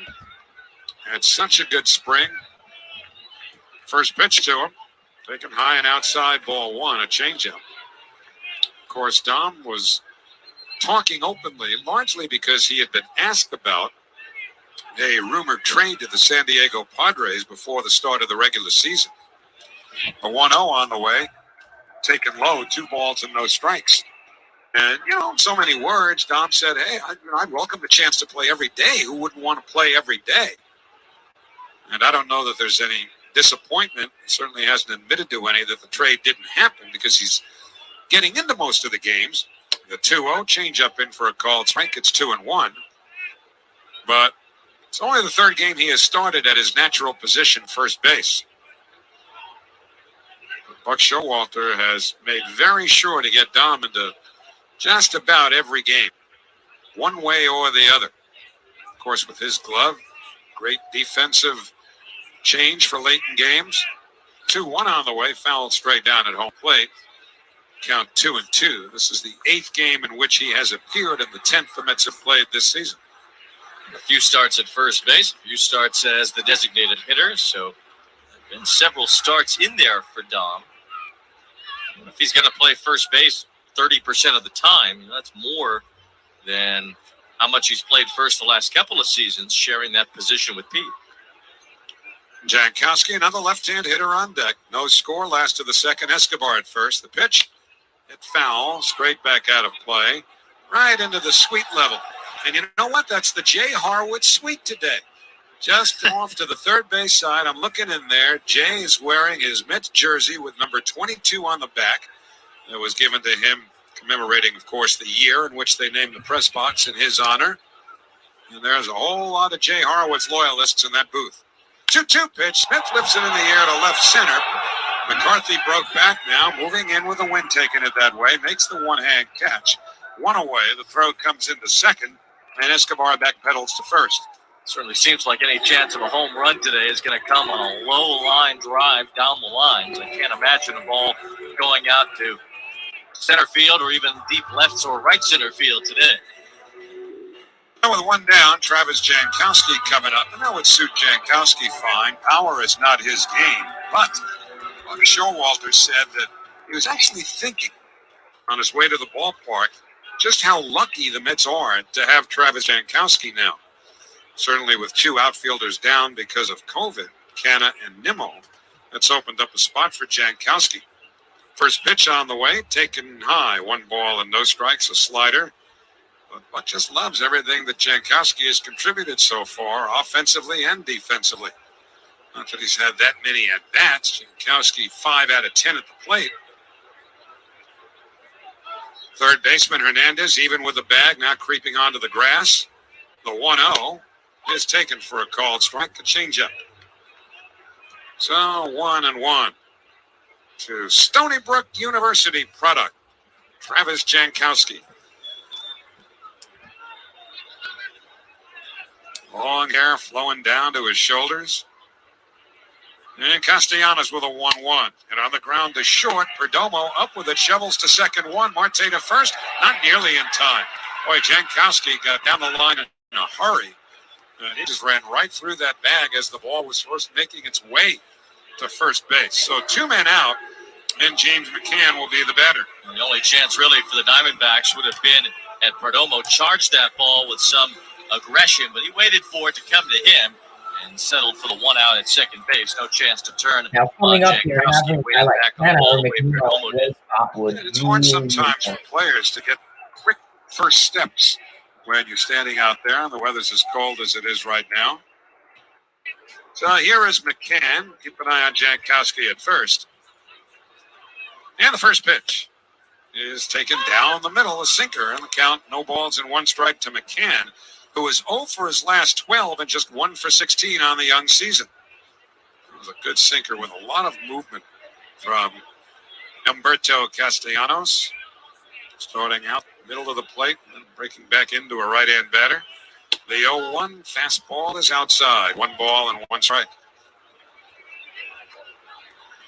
The San Francisco Giants are coming in for 4 games beginning tomorrow night. Oh my God. Tomorrow night, Tuesday night, Wednesday night, Thursday Wow. afternoon. Tyler McGill against Alex Cobb in the 7-10 game tomorrow night. 1-1 pitch. Hit hard to left field. That's a base hit for McCann. And James McCann breaks the 0 for 12. It's about Stopping time. at second is Jankowski. 2 men away, and now Luis Guillorme will look That's for a his miracle. first hit of the Isn't year. that He is 0 something for 9.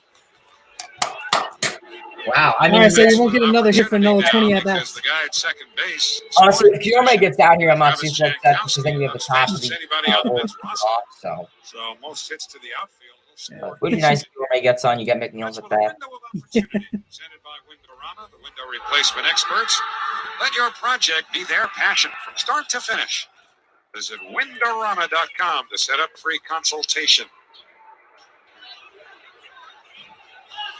So Guillorme now, left-hand hitter. And the first pitch. Check swing, it's over on the inside corner. A slider, a called strike, and it's 0-1. Hit by McCann, the Mets' first hit this afternoon. Castellanos has walked 2 and struck out 1. 0-1. Here's the pitch. Take it high, a slider. 1 ball and 1 strike. Sun has burst through the clouds again. See if the bottom of the order can do It's some been like damage a here. yo-yo With since 2 we outs. started this afternoon. Jeff McNeil waiting on deck. Outfield straight up. And the 1-1 pitch. Outside with a changeup. And the count 2-1 now on Luis Guillorme. Guillorme not getting a whole lot of opportunities to start. This is his second. At second base, he's made 1 start at third. 2-1. Here's the pitch. And that breaks high, a slider. 3 balls and 1 strike. The thing the Mets have done is get on base consistently. They have the highest on-base percentage in the major leagues starting play today. That's operating at a .361 on-base clip. Jankowski at second, McCann at first, 2 out. No score in the second. The pitch way inside, ball 4, almost. All right, guys. So it's setting up. Bases loaded, 2 outs in the bottom of the second for Jeff McNeil. Let's go. Let's get some runs.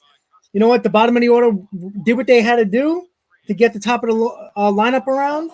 McNeil is up right now. He walked his first appearance. Let's see if Jeff McNeil can break open the scoring early for the Mets. Let's get it. Let's get it. Evidence that Jeff McNeil is returning to the form that got him to the big leagues, and no more evidence than what he can do with runners in scoring position. This was always where McNeil shined in those first few years in the majors, and this year so far he's already 3 for 9. Mets have only had 1 for 7 with the bases loaded so far, but a chance here for McNeil. From the stretch, Castellanos deals. He takes it, and it's high, ball 1. McNeil, generally a very aggressive first ball swinger. Always looks to ambush a fastball.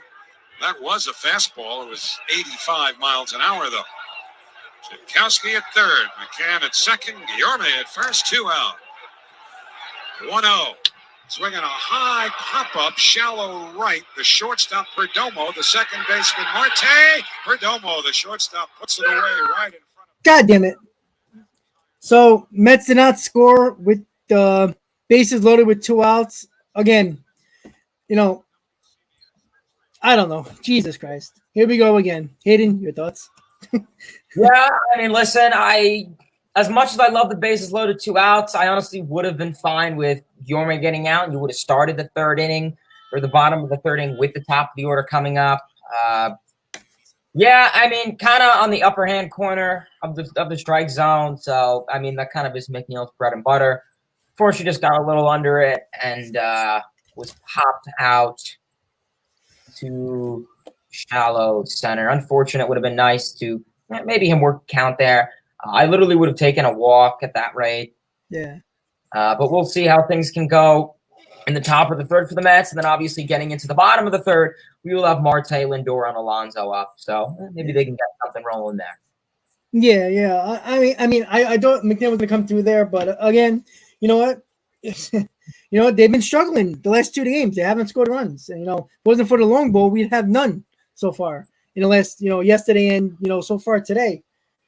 The bottom of the lineup did their job in this past half inning. They did. They had, they got the walks. They got a base hit. They turned over the lineup, which you always want from the bottom of the order is to turn over the lineup in crucial spots. McNeil didn't get it done. He popped up. You know what? A pop-up's usually not as bad right now because if you look at the wind right now at Citi Field, it's swirling. So he made a nice play to catch that ball for the third out. But the Mets are, they can't fall into this trap right now of not scoring runs because even though you're pitching well, you can't lose these 2-1 ball games. We're better than this team. They need to get it started because we can't have a couple of games in a row going to the Giants series not scoring runs, especially with the top of your rotation starting with the Giants series. So they got to get it together. We got to start scoring runs. All right, guys. So we're going to the top of the third, and we'll see you in between innings. Arizona batting order. Peterson threw 58 pitches in the 4 innings that he worked in relief of Taijuan Walker last week. To this point, he has thrown 35 pitches over 2 innings. So it'll be interesting to see how far Peterson can go this afternoon, Wayne.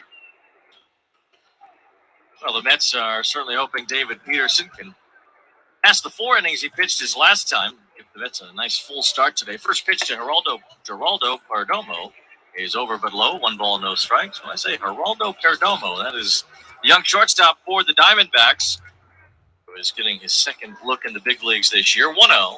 Peterson fires in a strike over the outer half at the knees.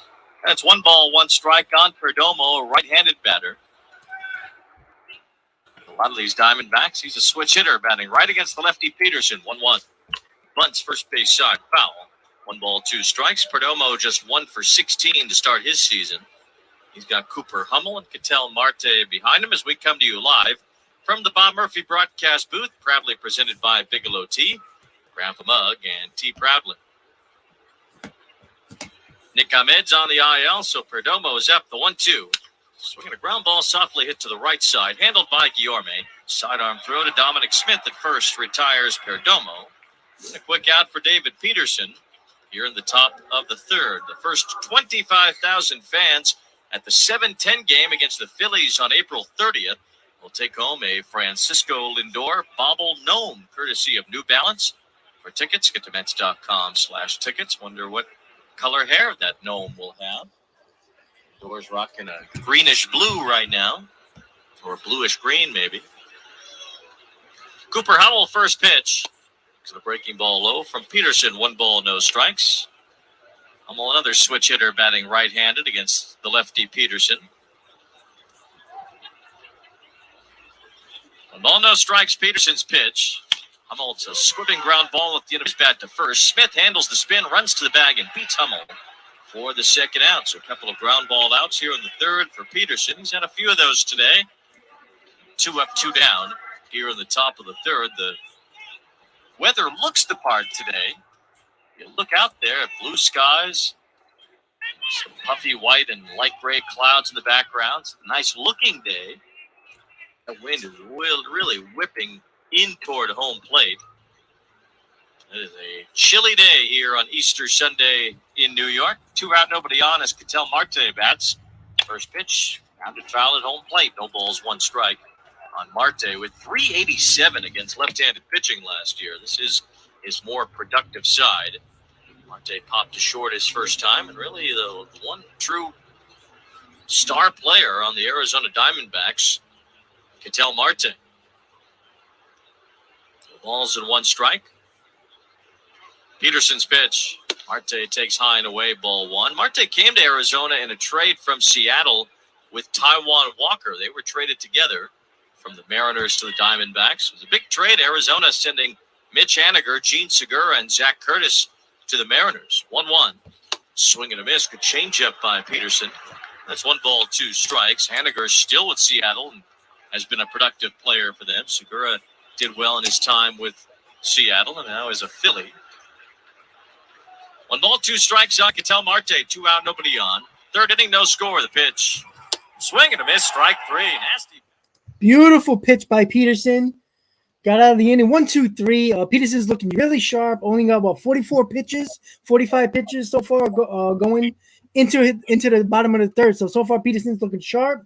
Got to get him some runs, Hayden.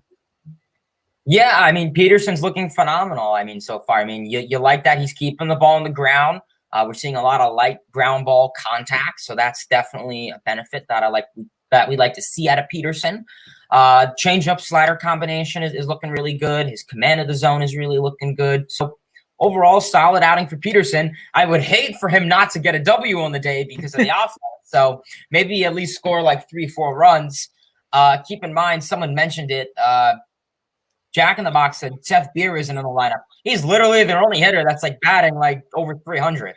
Obviously, you can tell Marte's up there. Obviously, rough, beginning of the season for him, but he'll be fine down the line if you're a Dbacks fan. But yeah, like I get it. Like some of you guys are worried in the comment section. Like I understand. Yeah, I get it. It's April, but these are games that it's like you kind of want to have like good teams are supposed to beat up on the bad teams. That's my thing. I get it. It's April. We have 152 games left. That's great.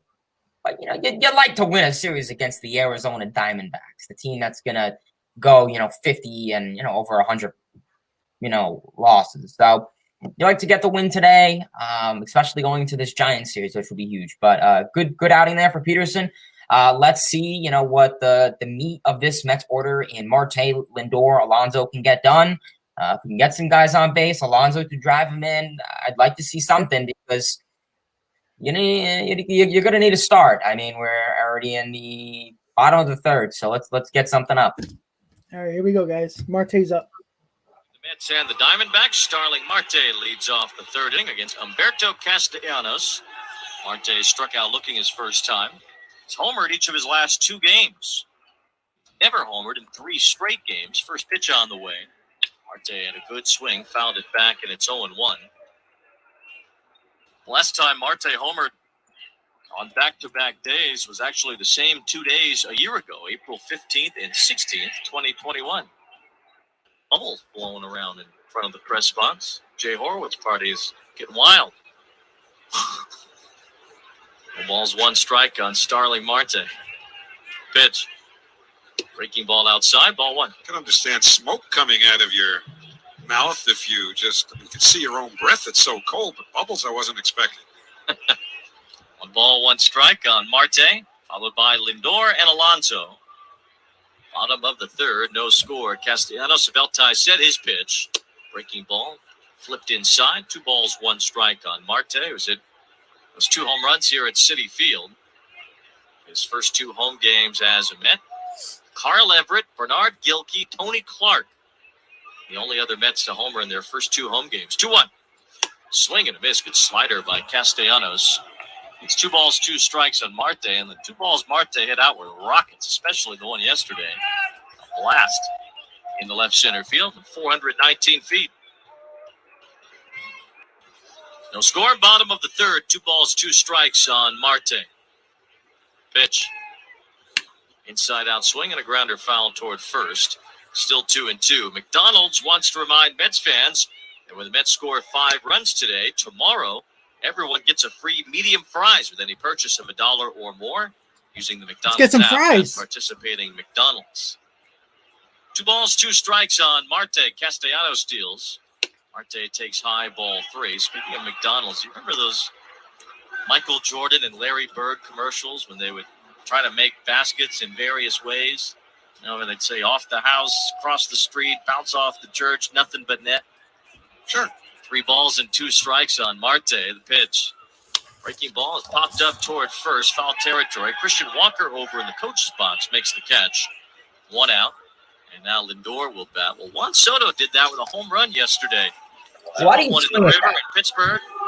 He hit one through the tunnel in the right field bleachers. It didn't go over the bleachers. It went through the bleachers in an open hallway. So it went through the tunnel, down the stairs, off the facade behind the right field bleachers at PNC Park, over a wall, bouncing off the background, the platform below, and into the river. Nothing but net.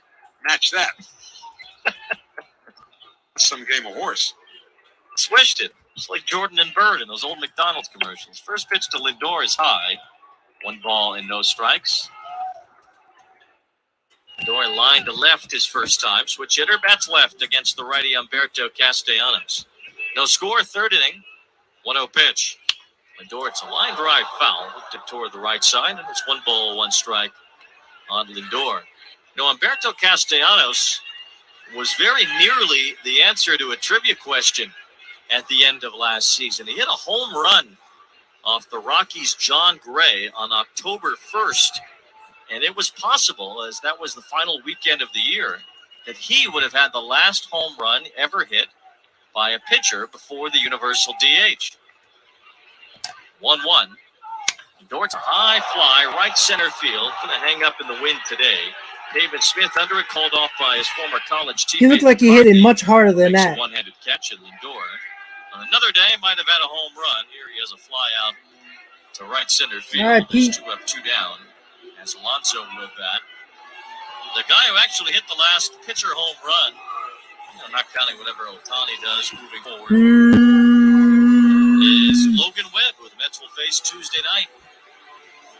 Logan Webb homered on the last day of last season, and he took Humberto Castellanos out of being the answer to that trivia question. Now it's Logan Webb, if anybody ever asks. Pete Alonso bats here with 2 out, nobody on. No score in the bottom of the 3rd. Alonso fly to center his first time. First pitch. Frisbee breaking ball low and outside. 1 ball, no strikes. Talked to Pete today about how often he's been getting hit by pitches. Alonso's been hit 3 times already and is among the Mets' all-time leaders in that category. In fact, he might be the all-time leader by the end of the year at this pace. 1-0. Breaking ball drops for a strike, 1-1. But he doesn't really know what's happened. He said, it didn't happen until Pro Bowl when I started getting hit. It's tough sledding up there. He did say that he believes he stands far from home plate. 1-1. Alonso to high pop-up off the end of his bat toward shallow center. McCarthy coming in, the wind whipping it toward right center. All right, guys, so Mets didn't do nothing in that inning either. That Lindor ball, when he first hit it, I thought that was gone, but the wind's taking you can't. You got to hit line drives out of this ballpark today. The Smith out and the Lindor hit or out as well. They both were hit hard, but again, this team. It seems they're struggling right now offensively for the last 2 days now. So look, they got to get it going because as bad as the Diamondbacks are. This is the way to keep teams involved. This is getaway day for these guys. These guys are already thinking about what they're going to be eating in Arizona tomorrow. They're ready to look at the pain, look at hang out with their families. They want to get the hell home. They don't want to be here today. Cold ass New York. They want to get back to hot Arizona. You got to demoralize this team, and they're not doing it right now. They're keeping them in the game right now. Even though Peterson's pitching well, they got to get it going, Hayden. Absolutely got to get it going. Yeah, I mean, it's just tough. I mean, it's just like you said, good teams are supposed to beat up on the bad teams, and you'd like to see that. I'm hoping, towards the, as the later innings come on, hopefully this offense can pick up. But you really see how much the absence of Nimmo and Canna is really showing off. I mean, it really is. You have Canna, towards the tailgate of that lineup, that high average, high on base percentage guy who's going to take a lot of pitches isn't there. And then you have the same exact thing for Nimmo who leads off. So goes to show you, I mean, the absence of those 2 guys is really having a play so far this series. And Yep, absolutely. But I don't know, yeah. But Nimmo and Connor definitely hurt this team. It lengthens out the lineup for sure. But you know what? You have your big guys up in these spots. You had McNeil last inning, bases loaded. Alonso, didn't have nobody on, but, is always a home run threat. they got to get it done. We're counting on these guys, especially in times like this when you have a Sunday lineup where most of your guys 6 through 9 are not very good, and they got to get it together. So the game is back on, and we'll see you after the inning's over. It's ours for the kids, not the other way around. Kelly 0 for 19. First pitch from Peterson, high and away, 1 ball, no strikes. Kelly walked his first time. Christian Walker follows him, and then Pavin Smith, the batter. 1-0. Swing and a miss on a changeup low and outside. 1 ball, 1 strike on Carson Kelly. Well, Torey Lavello showing his faith in Kelly. Marte right lost the ball in the sun, guys. Get him out of this early season slump. 1-1. Kelly's a high drive, right center field. It's going to hang up there. Marte fighting the sun as he's under it and doesn't make the catch. It falls in. Kelly's going to go to second, and that could be his first hit of the year. Jesus. Thanks to the sunshine, and it is a sun double for Carson Kelly. Starling Marte has his sunglasses on, and he still, you could tell, was fighting the sun the entire time as that ball was in the air. He went down into a crouch to try to catch it, but this is why you got to score runs against bad teams. Things like this happen. That ball fell in, didn't hit his glove at all. And Carson Kelly's 0 for 19 slump is over thanks to some natural sunshine. So Kelly's at second, and now Christian Walker will be the batter. No score here in the top of the 4th. First pitch. Walker looks at a strike. Backdoor slider over the outer half. That's no balls, 1 strike on Christian Walker, who flied to center his first time. 0-0 game. A cold day here at Citi Field. Mets trying to win 2 out of 3 in this series. The bats have gotten cold since the 10-run outburst in the home opener. No balls, 1 strike. Right-handed batter, the pitch. Low from Peterson. It's 1 ball, 1 strike. Mets baseball is brought to you by your local Honda dealers. Contact a dealer for a great deal today, or visit tryhondadealers.com. Field shaded toward right. Marte near the line in right for Christian Walker, who has power. 1 ball, 1 strike. Peterson's pitch. Walker takes outside and low. It's 2 balls and a strike. Big break for Arizona to start this inning. Carson Kelly's fly ball to right center, getting stuck in the sun, which is now Peterson wants to play a little bit here. That same fly ball from a minute ago would be easily caught right now because the clouds have covered the sun again. 2 balls, 1 strike. Pitch. That's high. It's 3-1 on Christian Walker. Walker has just 3 hits in his first 28 at-bats. 2 of those are home runs.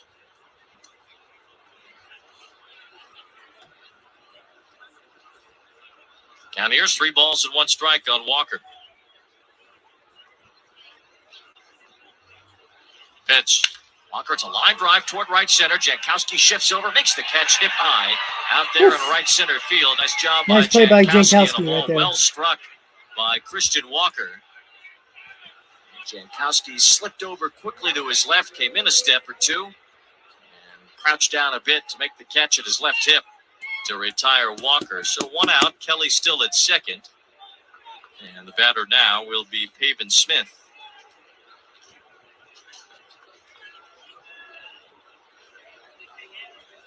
Smith, the left-handed batter, struck out his first time. Struck out looking. Not too many straight left-handed batters on this Arizona team. They've got several switch hitters. Pavin Smith is a true lefty, as is Dalton Varsho on deck. So Peterson trying to get out of trouble with the lefties up here. First pitch. Breaking ball, strike on the outside corner, 0-1.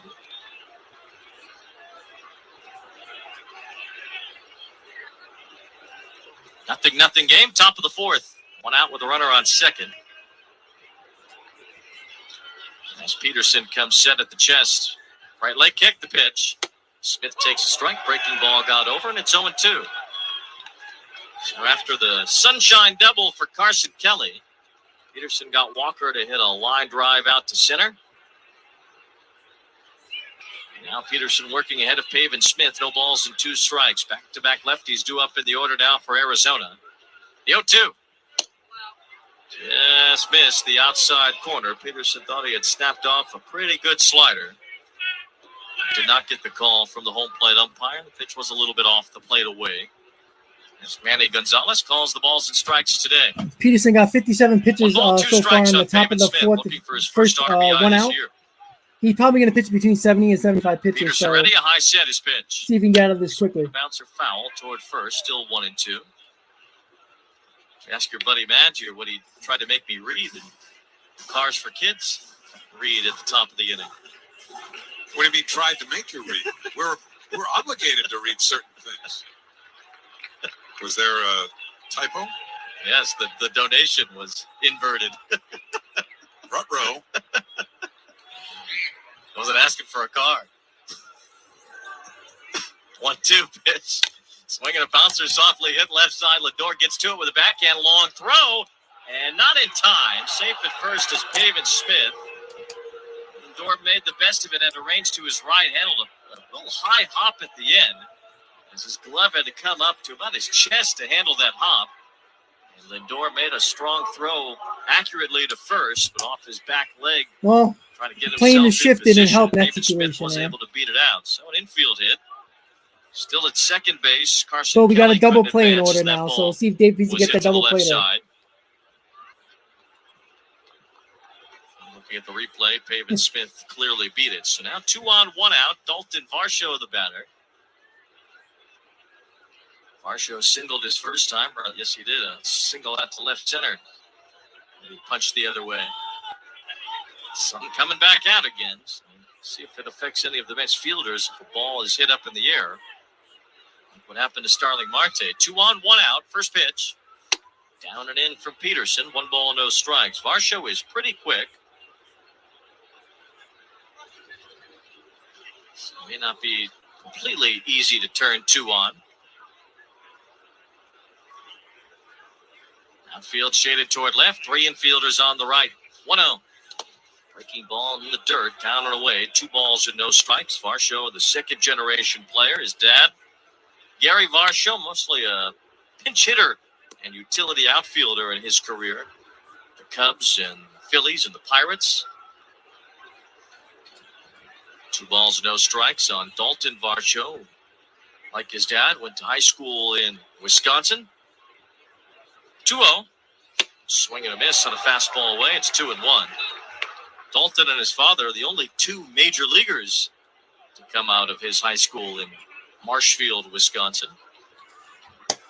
Let's go. Count 2 balls and 1 strike on Dalton Varsho. Peterson, third base side of the rubber, steadies at the chest.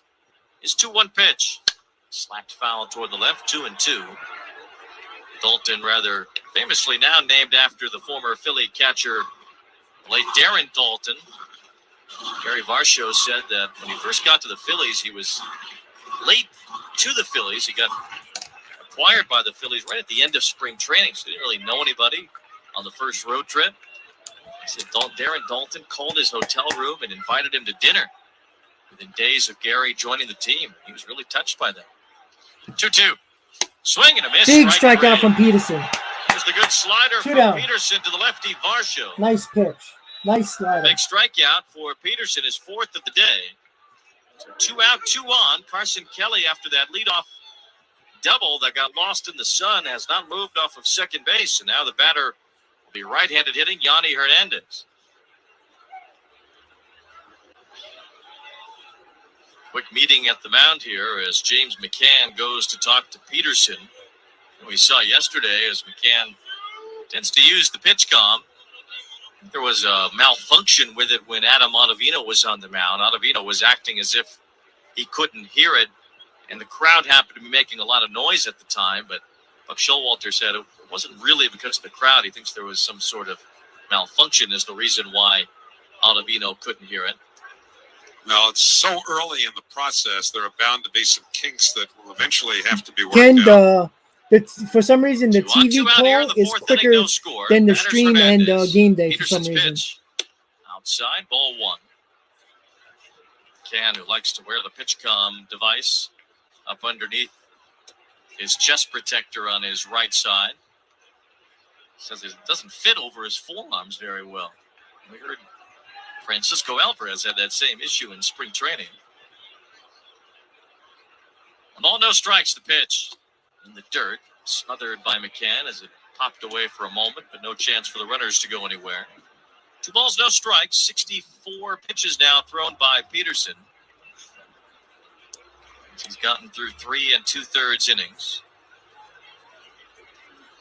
Coming up toward the end of the second time through the order. We'll see if the Mets have Peterson face more than 18 hitters today. 2 balls, no strikes on Yanni Hernandez. He struck out looking his first time. Peterson ready his pitch. There's a strike. Fastball touched the inside corner at 94. Good pitch in to a right-hander, and it's 2 balls, 1 strike. On Yanni Hernandez, Jake McCarthy, another left-handed batter on deck. Blustery day here at Citi Field. That's nothing. Diamondbacks nothing in the fourth. 2 balls, 1 strike. 2 out, 2 on. Pitch. Chopped on the ground foul, right side. Now 2 balls, 2 strikes on Yanni Hernandez. See if David can get out of this. First real sign of trouble for Peterson today, and not even of his making. Ball again lost in the sun. Stuck Carson Kelly at second to start the inning. Peterson's gotten a couple of outs. He's allowed an infield hit. No runs, and trying to get out of it just like that. The count 2 balls, 2 strikes on Yanni Hernandez. Pitch. Swinging a grounder to third, handled by Escobar, runs to the bag, steps on it to end the inning. All right, so nice performance by Peterson getting out of that jam right there. Very, very nice from Peterson. So, again, guys, Mets got to score some runs because things like this happen. Marte losing the ball in the sun now can set up a big inning for the Diamondbacks. No matter if they're a bad team or not, they can score runs as well. So the Mets got to get it together, Hayden, right away. Yeah, I mean, honestly, unfortunate Peterson, the light contact kind of got to the best of him there, obviously, with that unfortunate sun, I guess, getting in Marte's eyes to drop the ball, and then the light contact with the, I guess, shift of Francisco Lindor, which really also got him there. But good to see Peterson get aggressive. Obviously, we know that Peterson doesn't have the best numbers with runners in scoring position. In 2020 he did, but last year he did not, as stated. And he really got aggressive with his fastball, with the slider. And, you could see he started to throw a little bit more harder. So really good there to get out of it. But, you're going to need to score runs because in scenarios like that, if you get a little base hit or that runner got to third and then you get a sac fly that brings in a run, start scoring some runs here, Mets. That's what I'm hoping. And I know some of you guys are saying like the feed is coming beforehand. I have MLB TV, so I probably get the feed before me, and I get the feed the radio call is a streaming. I'm streaming it on the radio from my phone, so it's going to be a little bit behind. It's a little bit on track with game day. Game day is a little bit behind, but what I'm watching Pix 11 right now, I got probably the quickest feed than most people who are not in New York. So I'm trying to avoid getting excited before it actually happens for the radio. But, I'm a fan. I get excited. So, but it is what it is. I do my best, but the game is back on right now. Escobar is at the plate. So we're in the bottom of the fourth now. Let's see if the Mets can score some runs. So the Mets Radio Network.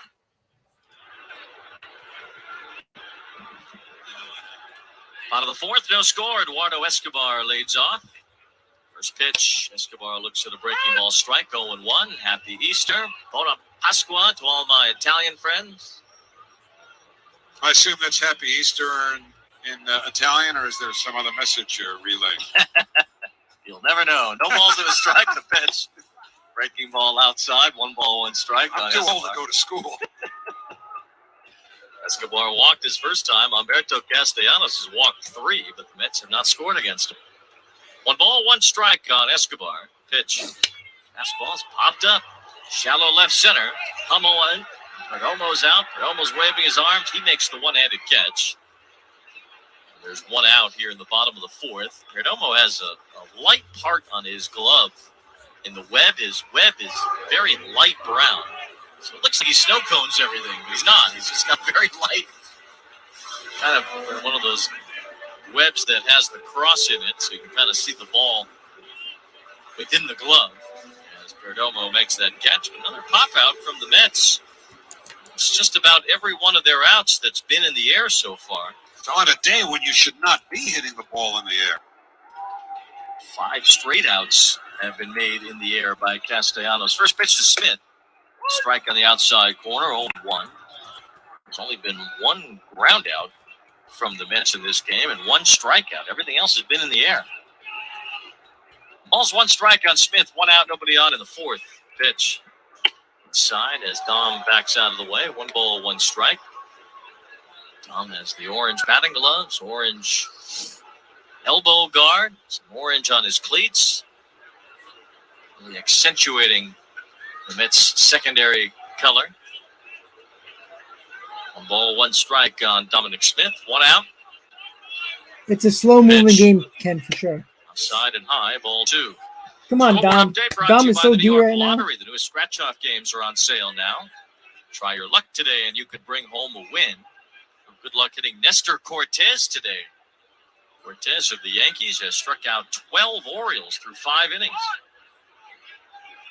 No score in the 6th at Camden Yards. Miami's all over the Phillies, 5-zip. Jazz Chisholm and Miguel Rojas with RBI triples in a 4-run second. 2 balls and a strike. Pitch. Smith, it's a line drive to left. Another out in the air as Hummel backs up, makes a one-handed catch. It's the 6th straight out in the air recorded by the Diamondbacks as the Mets on a day where the ball is not going to travel. This wind is howling in. It's about a 25-mile-an-hour wind that's blowing straight in toward home plate. With all the emphasis in most organizations, if not every organization in baseball, on launch angle and hit it in the air, because if you hit it on the ground, you're out. You hit it into the shift. This is a day where you've got to adjust. You can't be hitting all these balls in the air today. It's not going anywhere. The only Met that's hit into a ground out today is Jankowski. First pitch to him. Upstairs, ball 1. Travis 5 for 11 so far at the plate. He's played a brilliant center field. Buck Showalter making sure that he mentioned Jankowski earlier today for the work that he's done, especially with Nimmo and Canna out. 1-0. Over for a strike, 1-1. We talked about it a little bit yesterday, but at some point they're going to have to cut the rosters down. May 2nd is when the roster has to get down to from 28 to 26. 1-1. Upstairs, 2-1. Harley, I agree with that 100%. That's what it seems like at the moment. They're playing down to competition right now. Trevor Williams is in the bullpen right now, warming up. In on the grass, trying to cut off the bunt. Now he moves over another step to his left. 2-1. Jankowski fouls it off his foot, 2-2. What is Hernandez? What is he trying to field from where he's at? He is really standing in front of the shortstop. Now with 2 strikes, he's going to go into the shift to the right of second. But he was basically standing in front of the shortstop,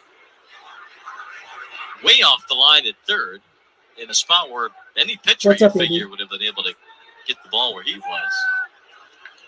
Doesn't matter now with 2 strikes as Trevor Williams is throwing in the Mets bullpen. 2-2. Castellanos works from the stretch. His pitch.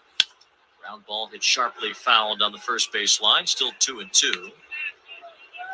Sure we'll see Williams at some point soon, if not right out of the gate in the top of the 5th with David Peterson through 4 scoreless innings again. Arizona will have their 8, 9, and 1 batters due up in the 5th. 2 balls, 2 strikes. The pitch. Breaking ball bounced toward first, foul down the line. Still 2-2. Imagine that Peterson will not face Ketel Marte for a 3rd time. Other than that, we'll see if Peterson gets some opportunity to go back out for the 5th. Still 2 balls, 2 strikes on Jankowski. Big gap in right center. If Jankowski can find that, with his good speed, he can get 3 bases out of it. 2-2. He pops it up.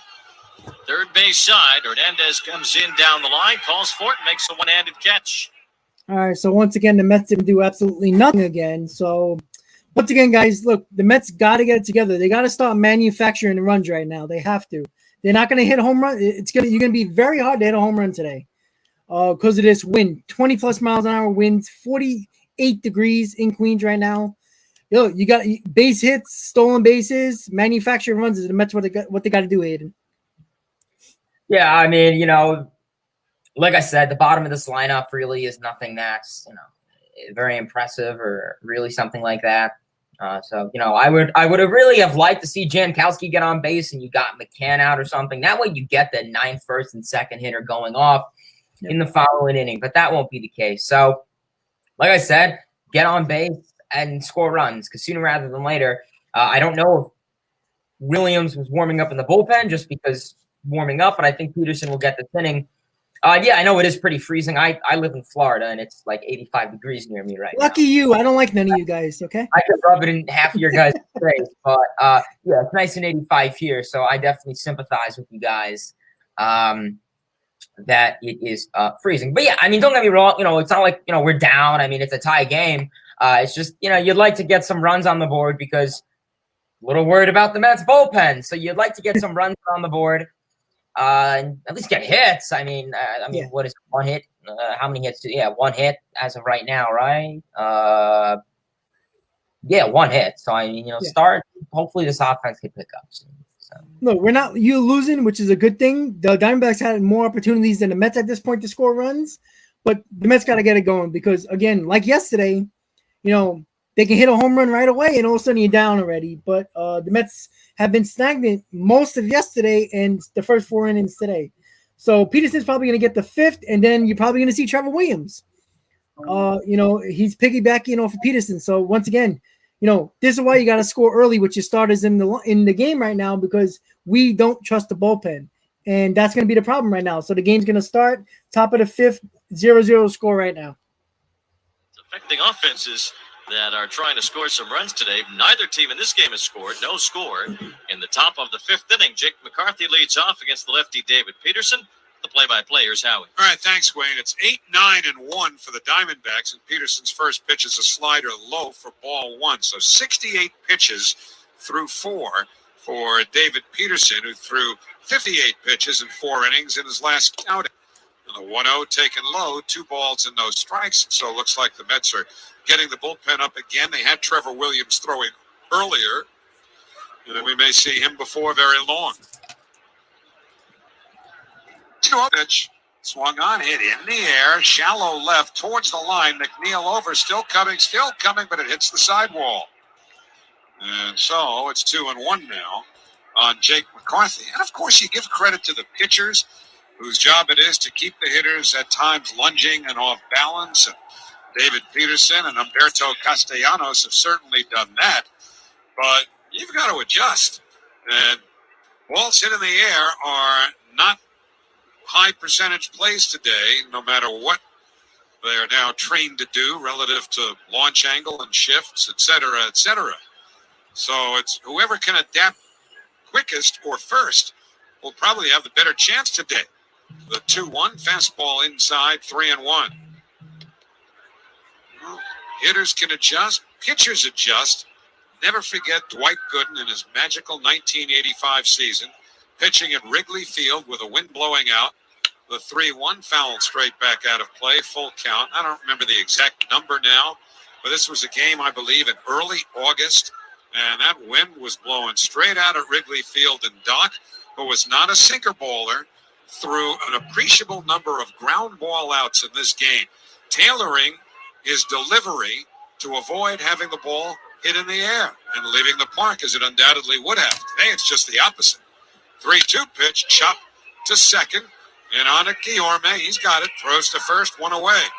So McCarthy, for the second time, hit it on the ground, but right to the second baseman, Luis Guillorme, and that'll bring up Geraldo Perdomo, the shortstop.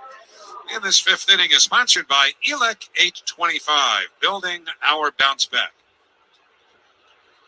Perdomo grounded to second his first time. Cooper Hummel, a left-hand hitter, is on deck. And again, this is not a batting order that features a whole lot of right-handed batters, but there are a host of switch hitters, 4 of them in the starting lineup. Peterson seeing one here. First pitch, fastball, down and in.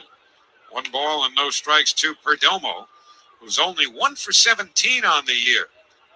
Carson Kelly had been 0 for 19 when he led off the 4th with a double.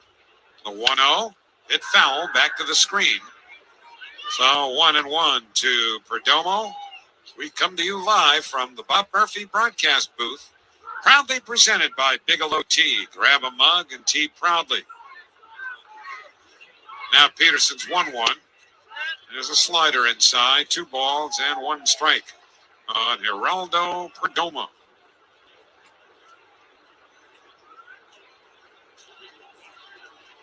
Peterson working quickly, right back 2-1. And this is high with a fastball, 3 balls and 1 Peterson's strike. still looking sharp with close to 80. He got 79 pitches at the moment, so he's looking good so far. It will probably be his last inning, though. For the designated hitter, you don't have to worry about hitting for him. The 3-1 swung on and missed. A little late on a fastball there at 92. And a full count now on Perdomo. And sometimes a manager would try and squeeze the remainder of an inning out of a pitcher because, you know, he was due up. All right, so Showalter is coming out and taking Peterson out. The 3-2 fastball is inside ball 4, but I think so Trevor Williams is coming in the game. Perdomo draws the 1-out walk, and here comes. All right, so Peterson's out of the game. I guess, but like I said, guys, 75 pitches probably was the limit. He went a little over that.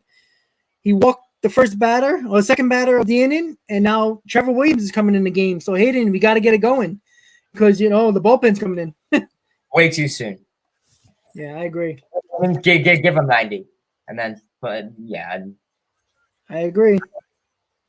I don't know. Do you go for the double play ball here? I mean, maybe that's why they're going for Williams because he's a ground ball pitcher. But so is Peterson. I don't know. I mean, they're going for the ground ball approach here to kind of go for the double play most likely. And Williams and Peterson both fit that. But it would have been nice for the satisfaction of Peterson to know he got 5 innings under his belt with only 3 hits and no runs. So, yep. We'll yeah, see. He looked good today. Again, I still like to see him again go 5 innings. You know, I know the pitch count is such a big thing nowadays, but I just don't like it. To me, you know, let him bear down. And, you know, I mean, you take David Peterson out who pitched well for Trevor Williams, who's basically a guy who's basically the last guy in your bullpen at this point. Again, Showalter did this in Washington as well. So on a Sunday. But let's see if Trevor Williams can just bear down and get it done. But this is the problem that we have with our bullpen. Because not only do we don't have runs at this moment, you know, we don't trust our bullpen, and that's why we are hoping that the offense scores some runs early to give a little bit of a cushion for when the bullpen does come in. And we notice when the bullpen has been coming in a little bit earlier, they haven't been pitching as well. So maybe it'll be different today.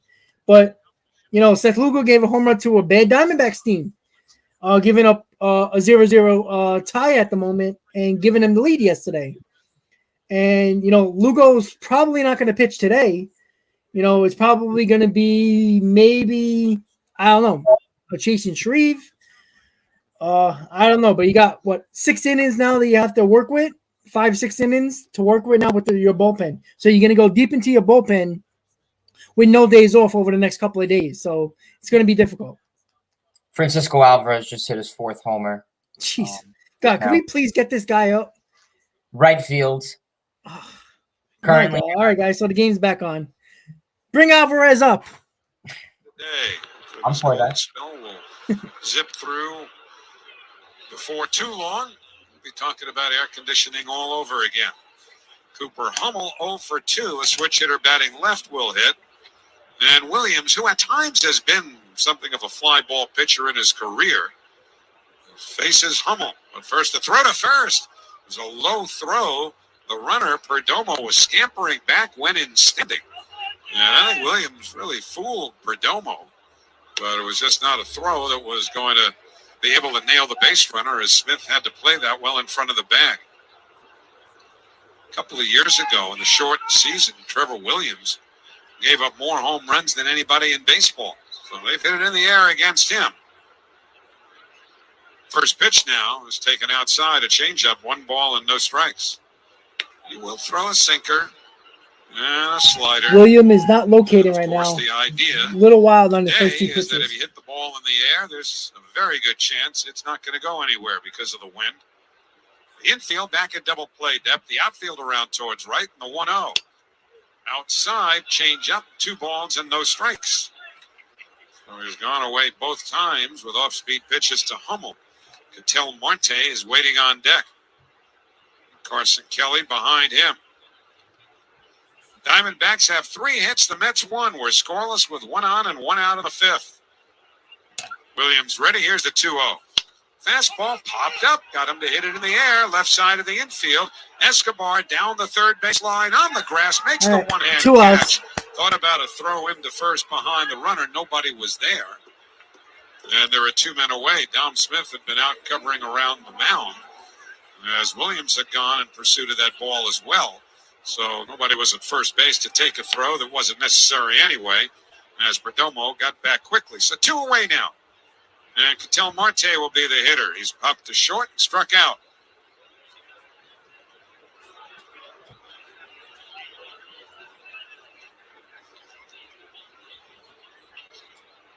Mets have the overshift on. 3 of them on the right side against Marte.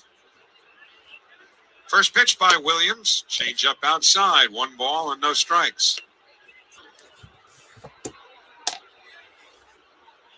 Williams will turn 30 years of age in just 8 days. Former Pittsburgh Pirate. Pitched briefly for the Cubs. The 1-0 is taken low. 2 balls and no strikes. Mets got him from the Cubs, along with Javi Baez last year. Now you see where Baez has gone on the injured list for the Detroit Tigers. It's a thumb issue. I won't even bother. Too easy. The up thumb or the down thumb? Here's the 2-0 pitch. And a fastball over, a called strike. It's 2-1. But he was off to a decent start for the Tigers.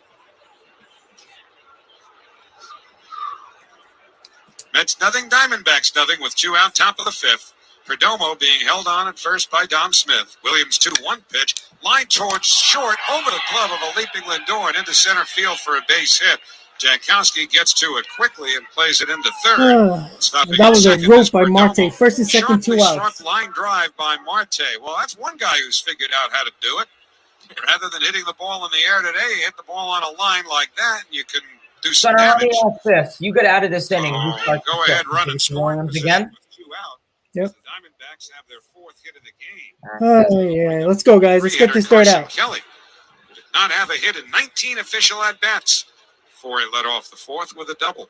Marte missed the batting title a few years ago by 0.0007 to Christian Yelich. That is virtually nothing. Here's Kelly now. First pitch is taken to the knees for a called strike, a fastball. It's 0-1. Christian Yelich has not been the same player since, largely because of back problems. Thing about those back injuries, and certainly David Wright is a dramatic example, as is Don Mattingly. The 0-1 slider outside, 1 ball and 1 strike. And that is, once you have a back problem, it tends to become chronic. And the best you can do is manage it. You don't really cure it. You have to learn to play through it. And it can sap your power, as Mattingly certainly found out. The 1-1 on the way. Breaking ball outside, 2-1. I mean, if Mattingly and David Wright had stayed healthy. Oh, 3-1 count. Pretty much their entire freaking careers. Williams. Well, Mattingly was a cinch for Cooperstown, and David Wright might well have been right behind him. 2-1 to Kelly. Here's the pitch. Low outside, ball 3. So 3-1. Christian Walker, a right-hand batter, waits on deck.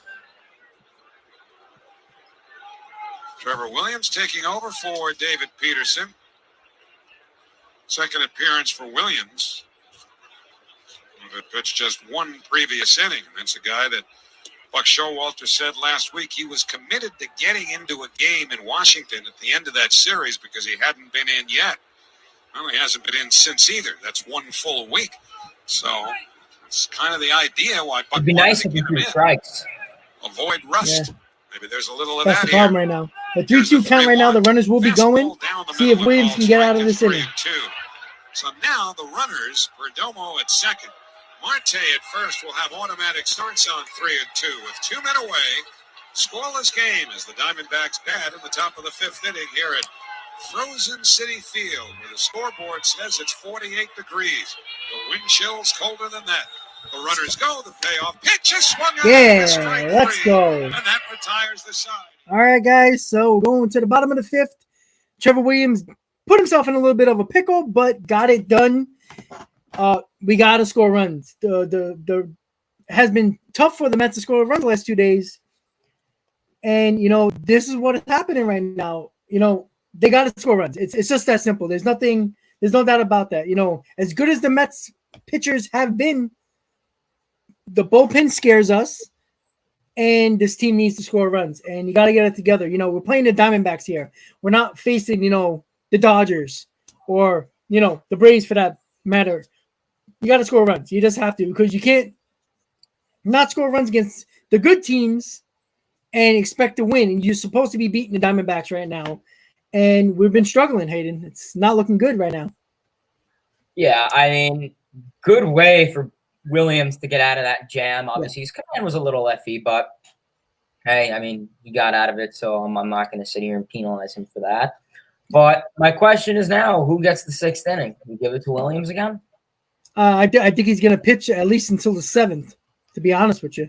I mean, yeah, I understand he's that long reliever type of guy. And then I'm thinking, I mean, if you do put him in for the sixth and the seventh, do you go to Ottavino in the eighth and then see how things are then? And then if you have the lead, then obviously if Diaz close it. I mean, Ottavino hasn't pitched in like 2-3 days, so he'll probably get today, I'd imagine. Yeah, I mean, May pitched yesterday, Lugo pitched yesterday, Rodriguez pitched yesterday. So, I mean, can you be expecting Shreve? I mean, I think Williams is going to get at least one more inning, but I don't know. I mean, that's the scary part. Diaz is fresh, but when are you going to use him? When you're in a save situation? I mean, I don't know who else you're going to put in. You're not going to put in Foley again. He's been trouble. So I don't know. I honestly don't know. So, all right, we got James McCann coming up. He finally got a hit after like 975 at-bats. But let's see if James McCann could put a run on the board. Can we get a home run from James McCann? I mean, Jesus Christ. Alvarez should be up already. I mean, my God. He could probably hit better than James McCann and, easily.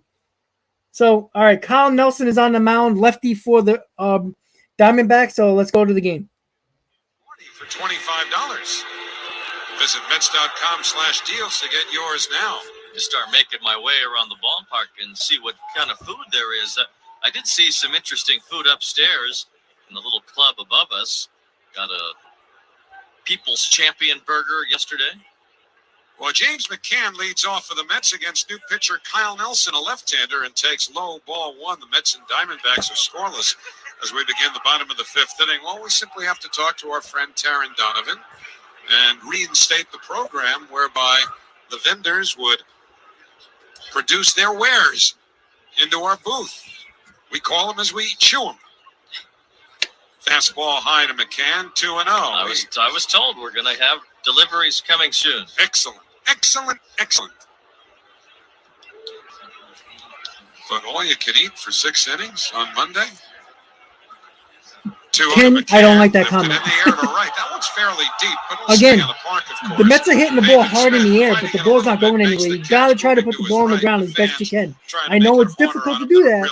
You can't so McCann flies to right. pray or just do your best to hit a line drive and get the ball on the ground, because in the air it's not working today. If only McCann could do that when there's 1 out or a runner on third. Yep. For the fly only. Alberto Castellanos went 4 and allowed just 1 hit. No runs, of course. He did walk 3, and he struck out 1. So Nelson de Guillorme, who pops up a bunt third base side, diving is the catcher, Varsho, and he makes the catch almost halfway between home and third. That wasn't a bad play by Guillorme to try to get on, but it was a nice catch by the catcher. So as Guillorme popped up the bunt, he was charging hard and made a diving catch for the second out. Beautiful play by Varsho. Well, that athleticism from Dalton Varsho is no joke. That's how he's capable of playing outfield at all when he's naturally. I don't know. It was a smart play by Guillermo, but what are you gonna do? He puts it down. It's probably going to be a base hit, but he popped it up and made a nice catch by the catcher. So 2 down quickly for the Mets. Now 0 for 9. Come on, Jeff, get a home. Back to the top of the order, and Jeff McNeil, who walked and popped to short. Lefty against lefty here. Nelson deals and misses low outside with a slider. 1 ball and no strikes. For Kyle Nelson overall, this is 4th appearance. Now in 4 1/3 innings, he's allowed only 1 hit, no runs, a walk and 5 strikeouts. He's looked good. A 1-0. Taken off the inside corner. 2 balls and no strikes. Nelson from San Francisco. Played collegiately at Cal Santa Barbara.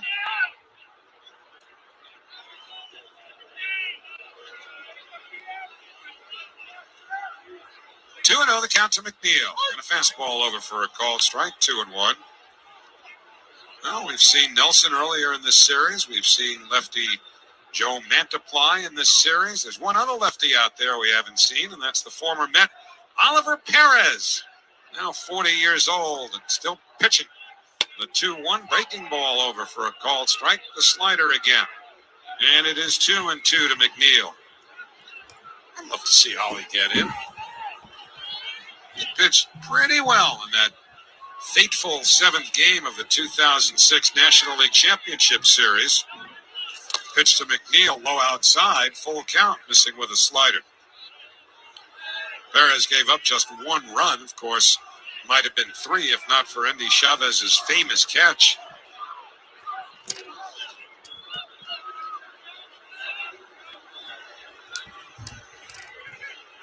Outfield straightaway, and the infield setback. There's no overshift here against McNeil. 3-2 the count. Here's the payoff pitch. And a breaking ball, low ball 4. All right, so nice walk by McNeil to get Marte up with 2 outs. See if we can do some damage with 2 outs, guys. And so they're taking Nelson out of the game now. We saw Marte hit a get on base. That's all you ask for. Get on base, McNeil. I like it. Get that OPS up. He is apparently not going to all right, so new pitcher coming in for Marte, bringing in the right-hander.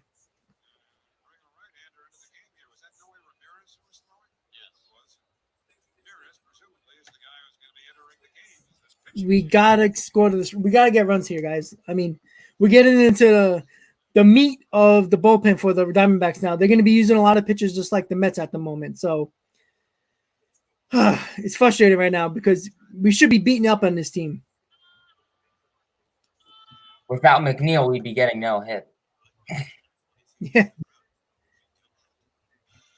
You know, they're hitting a lot of balls in the air right now, which, you know, again, you can't control. Hitting balls on it in the air, on the ground, you know, it's not that easy, obviously, but got to stop hitting them damn balls up in the air because they ain't going anywhere today in New York. It's just the wind's 26 miles an hour at the moment in Citi Field. That's insane. Yeah, I mean, the wind is 100% blowing in. Unless you crush a ball on a line drive, on a line, you're not going to probably get it out of here today. So, you know, the Mets, who's been a manufacturing scoring team over the first, 8-9 games of the season, have been struggling to score runs unless it's been a home run. So they got to get – I mean, it's only 1 game, game and a half so far, but you can't have games like this with a team that's going to be one of the worst teams in the league this year, Hayden. No, absolutely. But yep, not looking good. Not looking good so far. But you know what? We got 2 outs. McNeil worked out a walk with 2 outs, and now Marte's up. You know what? He's looked good at home so far. 2 home runs. I'm pretty confident Marte's going to do something here. I don't know why. I just feel confident he's going to do something. How about Albert Pujols, a 3-run homer just now? Nice. And freaking Pujols. Our boy, our future catching prospect, Francisco Alvarez, saw that James McCann got a hit and he got jealous. So he he goes, "Oh yeah, I can do better." All right, guys. So the game's. Oh, get hard. I'm sorry. I was just gonna say, yeah, we'll see. Hopefully, you're right. Marte can come into. I would say clutch, but there's really nothing to be clutch about. But yeah, try and get some 2-out, run production. I mean, it seems that kind of has helped out the Mets so far. I mean, you know, in the Nationals and Philly series. Let's transition it to this. Yep, let's see. It's now a battle of the bullpens. First pitch, breaking ball over, a called strike. Big floating curveball to Marte, and the count 0-1. Again, Marte, kind of a line drive hitter. He's got a lot of natural power. If anybody could knife one through it, meaning the wind today, it might be Marte. 0-1 the count. Here's the pitch. Breaking ball hit high in the air, straightaway center. Too high, though. McCarthy will settle under it and make the one-hand catch. Side retired. Sounded like he squared it up. Oh, well, again, guys, they didn't do nothing. Again, he hit the ball hard, but hitting the ball up in the air today is not doing anything today for sure.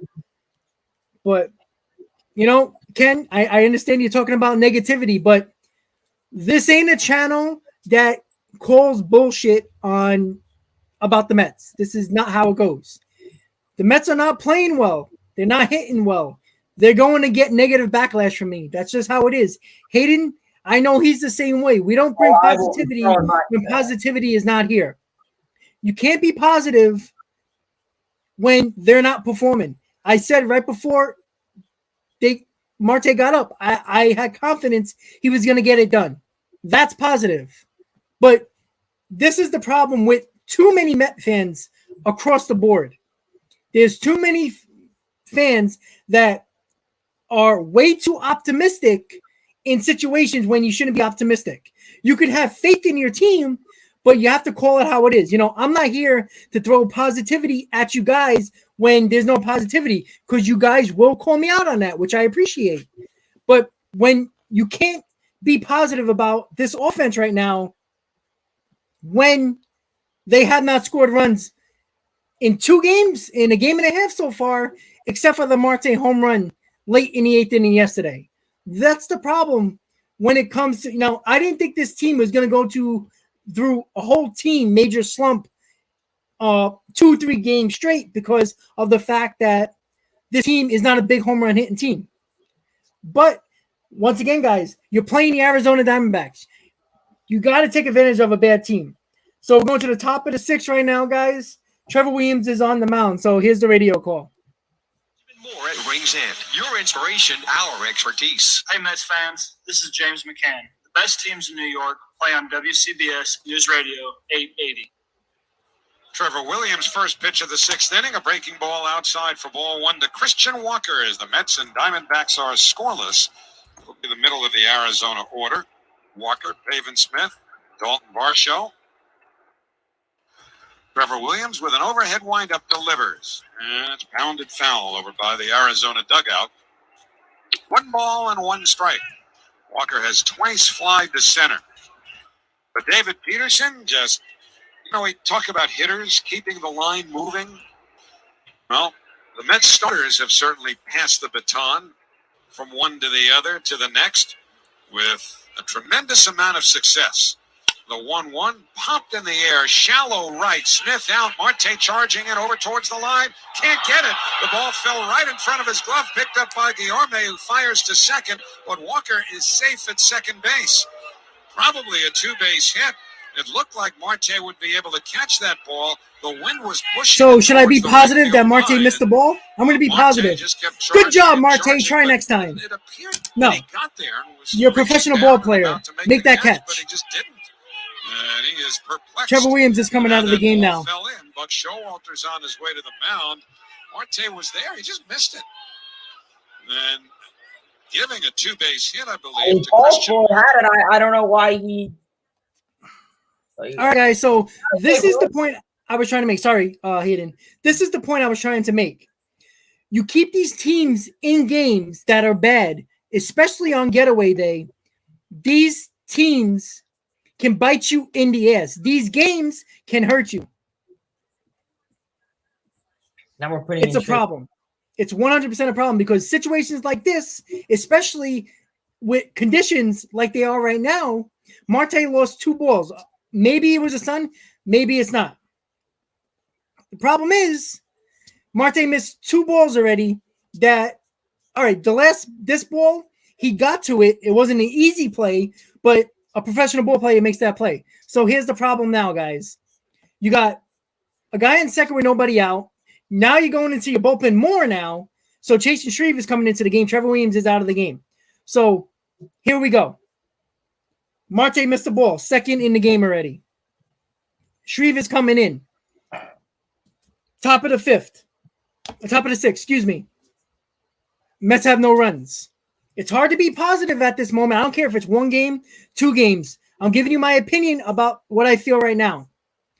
You can't lose 2 out of 3 to the Arizona DiamondBacks. Could the Mets win? Sure, of course. But you can't be positive at the moment when the Mets can't score against a nobody pitcher and you're going into your bullpen now who nobody trusts. Hayden, your thoughts? You want to be positive? Oh, well, I mean, if you guys know my channel very well, I rage a lot. Last year, I rage a lot, so I'm throwing my chair and stuff. But no, I mean, being realistic, like, I understand the situation that's going on with this team is that you're playing against a team that's hitting 150 before going into today's game. And so far, I think they're doing well with that. I mean, 5 hits, no runs, that's good. The Mets offense, keep in mind with no McNeil, we're getting no hit. Like I said, the Mets are getting there. They're just really missing the big shebang, the big hit. And you had, bases loaded, 2 outs. That was the time there. I don't know why Buck Showalter does this shit, and it drives me nuts, is he'll put someone out to start a second inning. They'll give up 1 hit. Sayonara, you're out. I don't know. That's just really – and then now you're going to have Chase and Shreve do this inning, and then I don't know. And this isn't lefty, righty on lefty, lefty. This is the Diamondbacks lineup, keep in mind. This isn't the Phillies. You're not facing Harper, Castellanos, and Hoskins. You're facing Smith, Varsho, and Hernandez. I don't even know. I can't tell you anything about them. So get out of this inning. Impossible for a left-handed to hit. Only 2 left-handed batters had hits against Shreve that year. Generally, it's pretty close to the same lefty-righty, not a standard old-fashioned loogie. The 1-0 hit on the ground to first. Smith up with it. He'll take it to the bag himself, and over to third goes Walker. So the Mets get an out on the ground, but with Walker moving to third, that means now that the Mets will probably have to move their infield in for Dalton Varsho, the left-handed hitter who has singled the left and struck out.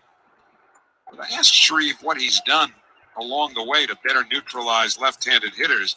He says he's thrown more splits to the lefties now. He was basically told his entire career on his way up, but even in the big leagues, you're a lefty, you're working out of the pen, you're a 2-pitch guy, fastball, slider. But he's gone to the split. He thinks that's helped. So the infield in, the first pitch to Varsho. Foul back to the screen, a fastball. 0-1, a 90-mile-an-hour fastball sponsored by Spectrum Mobile. Switch and save with Spectrum Mobile. Nationwide 5G included. Restrictions apply. Visit SpectrumMobile.com today. So the infield in this scoreless game with 1 out in the 6th. Shreve ahead of Varsho, 0-1. The outfield straight away. Now the pitch. Swing on a pop foul, going straight back out of play in the count 0-2. And again, Shreve coming with a fastball against Varsho. Hernandez, a switch hitter, is waiting on deck. Shreve, the third pitcher the Mets have used in this game. 4 1/3 scoreless from David Peterson. Shreve to the belt. Now the 0-2 to Varsho. Nice pitch by Shreve. Nice pitch. So Varsho. Chase and Shreve has been one of our best bullpen arms so far this year. Because now the Mets can move the infield back. And it'll be Yanni Hernandez, switching third baseman to bat next. Now, it's not necessarily a pitch Shreve is looking for a cold strike with on that splitter, but he'll certainly take it as Varsho was frozen on a pitch right around the knees. So Yanni Hernandez. All right, Jason, let's get out of this. Let's go. 9 on the year. 0 for 2 today will be the batter. And the frozen fans find enough to get a Let's Go Mets chant going. First pitch to Hernandez. Strike called on the outside corner, a fastball, 0-1. Walker now the runner at third with 2 out. The outfield is shallow and around towards right. Jankowski, the center fielder, a few steps the other way. Marte shaded towards the line. Escobar at third, even with a bag. 0-1 to Hernandez. Shreve deals. Swinging a chopper back over the mound. Charged by Guillorme. Glove throws on the run. He got him.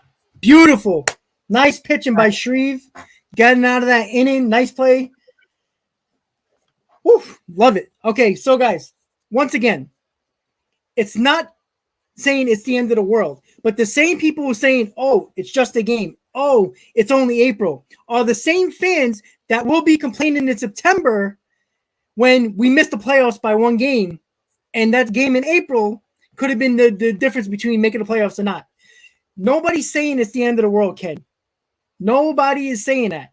The problem is, the same way as Dodgers fans, Yankee fans, Philly fans, you have the emotion of looking at the game today. The pitching has been good. The bullpen has been good. Williams, Shreve. Shreve just came out of this with flying colors. He's been one of our best bullpen arms for the season right now. The problem is right now is the fact that the Mets got to score runs right now. It's that simple. Yesterday, they couldn't score runs until Marte's home runs. Today, they don't look good at the plate at all. Now, they hit a couple of balls hard, but the wind knocked them down.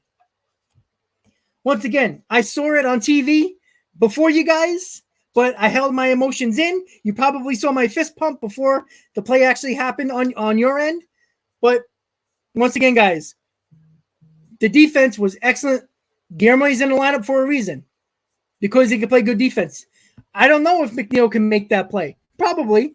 Cano damn sure probably wouldn't make that play with his old ass legs, but he probably would have as well. But again, Guillermo is in there for defense. He's got it done. So right now, guys, the Mets got 3, 4, 5, Lindor, Alonso, Escobar.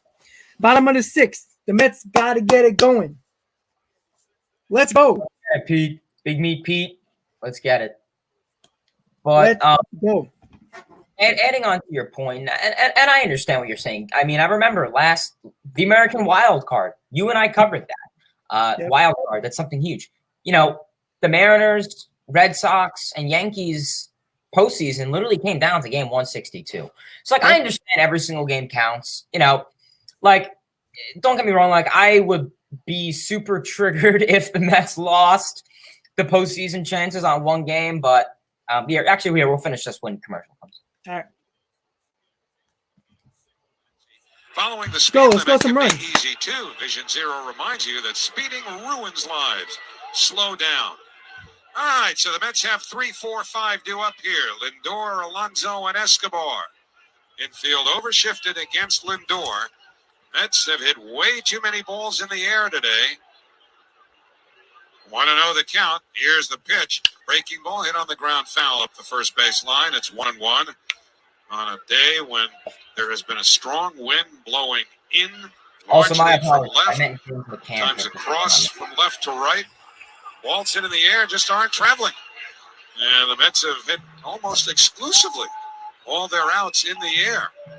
Diamondbacks pitching, I think, has retired one player on the ground. That was a fielder's choice, a force play. Mets are going to get it done, Here's Ken. the 1-1 to Lindor. Change up outside, 2 balls and 1 strike. Oliver Perez is throwing now in the Arizona bullpen. Looks like we'll see his 700th career Major League appearance. We have not seen him yet in this series. Pete Alonso waiting on deck. 2-1 to Lindor, batting left-handed. Ramirez with a left leg kick delivers. That's a called strike. It's 2-2. A changeup that floated over. They say the temperature right now is 48 degrees. It's about what it was at game time, but I have a hard time believing it hasn't gotten a little colder than that. 2-2. Ramirez ready. Now the pitch to Lindor. Lined up the middle, off the glove of the diver. Good start by the Mets. Here we go. Lead off hit. Center field. Lindor to first will hold on. So there you go. The Mets hit a line drive and they get something out of it. Would have been a Second hit of the game. Play by Perdomo had he been able to make a diving catch. But Let's get it. Come on, Pete Alonso can hit home in here. Let's get it. Here in the bottom of the 6th inning. First hit for the Mets Pete since Alonso McCann had a line here. drive single. I will second. Venmo everyone Line money. drives are the way to go today, and now the Mets Let's go, Yeah. Pete. trying to get something going as they have not scored yet in this game. Hope And Get out. only had one man Let's in go. third in this game. A day that was Get the made rally for cap, gold Tom, boys. there, Get the and rally here cap, he is, Tom. Pete Alonso, who has flied to center and popped to second. Let's go.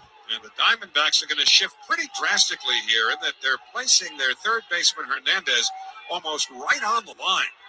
Shortstop Perdomo way into the hole. The second baseman Marte well to the left side of second base. The entire right side of the infield is there for the taking for Pete Alonso. The outfield straight away. Lindor leads from first. The pitch way outside with a breaking ball. 1-0. And if Oliver Perez is throwing with a purpose for the sixth inning, you would think that would be for Dom Smith, who was 2 batters away with Jankowski, another left-hand Met fans hitter getting behind loud. him. Here we go. 1-0 to Alonso. Here's the pitch. That's on the inside corner. A called strike, a fastball. So 1-1 now to Pete, who is 0 for his last 8. 2 homers, 12 RBIs for Alonso. Is Lindor steal here? Walker at first, holding against Lindor. Pitches out a decent-sized lead. High set for Ramirez. Now a throw over, and Lindor has plenty of time to dive back in. You know, again, it's a day where you say you'd like to make the defense handle the ball if you can. So that would bode well for the potential stolen base. But sometimes it can be a little challenging just to get the legs going, too, if you're particularly cold. Quickness of the first step is not what it can be under better weather circumstances. 1-1 the count. Ramirez comes set. Lindor not running, and the pitch fouled back to the screen. A big cut by Alonso at a breaking ball. And the count now 1 ball and 2 strikes. That looked like a hanger from Noe Ramirez, hung over the outer half of the plate. Alonso could only foul it back. You know, there's nobody standing on the right side of the infield, with Lindor being held at first and the second baseman Marte well to the left of the bag over there. Yep, they've got that third baseman Hernandez right on the line, too. As we mentioned, there's just nothing but open land on the right side of the infield for Pete. 1-2. Here's the pitch.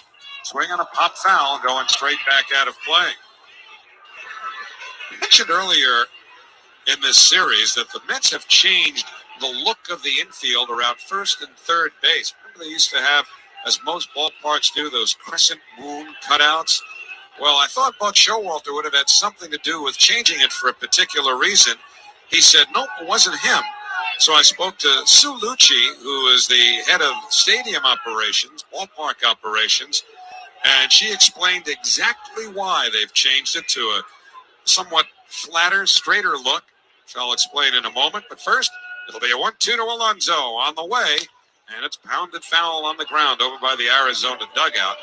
She said basically because they play soccer here during the year, they wanted to create a flatter look around the bases because it is much more difficult to resod when you've got that deep crescent moon angle as opposed to a very different look, almost a much straighter look along first and third base here. So it's less sod, less creativity and work, I suppose, that needs to be done. And that's why they're doing it the way you'll notice next time you're at the ballpark. 1-2 to Alonso. Lindor at first, nobody out. Last of the sixth. Mets and Diamondbacks scoreless and time called at home plate. Escobar waiting on deck. Let's go.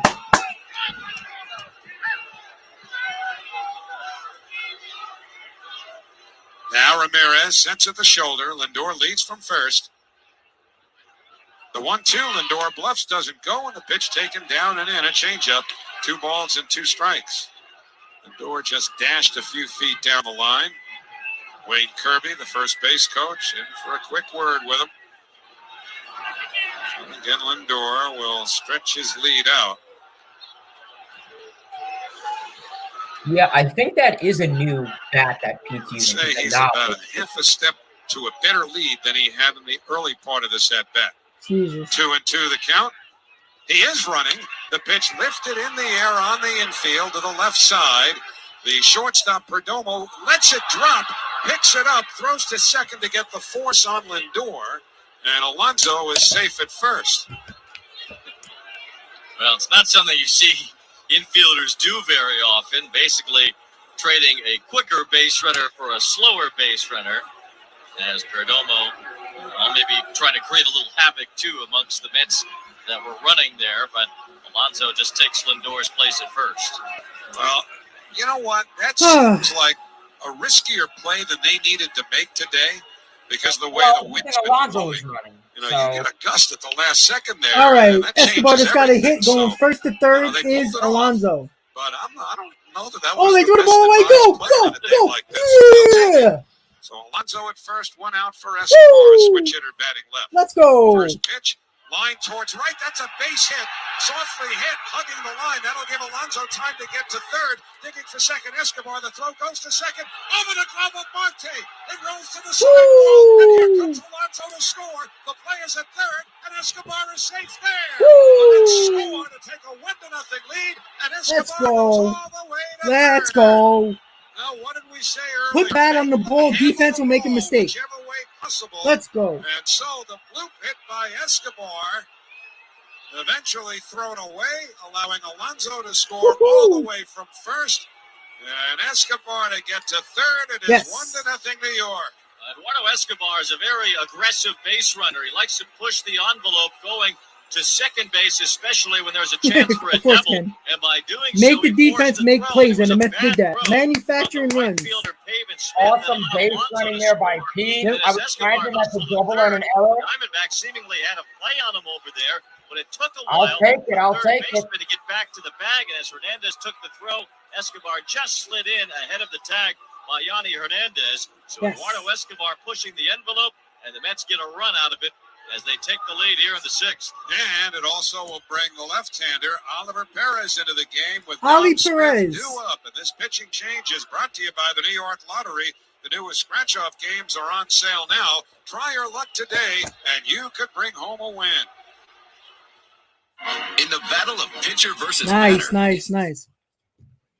Put pressure on the defense. The Mets pulled that off, and that's what scored the run right there. That's what you got to do. That's why you put the bat on the ball. Anything could happen. And look what happened. A bad throw brings in Alonso. Manufacturing some more runs, guys. Mets lead 1-0 with one out. Oli Perez coming in the game to pitch for the Diamondbacks. Dominic Smith is coming up at bat with a man on third with less than one out.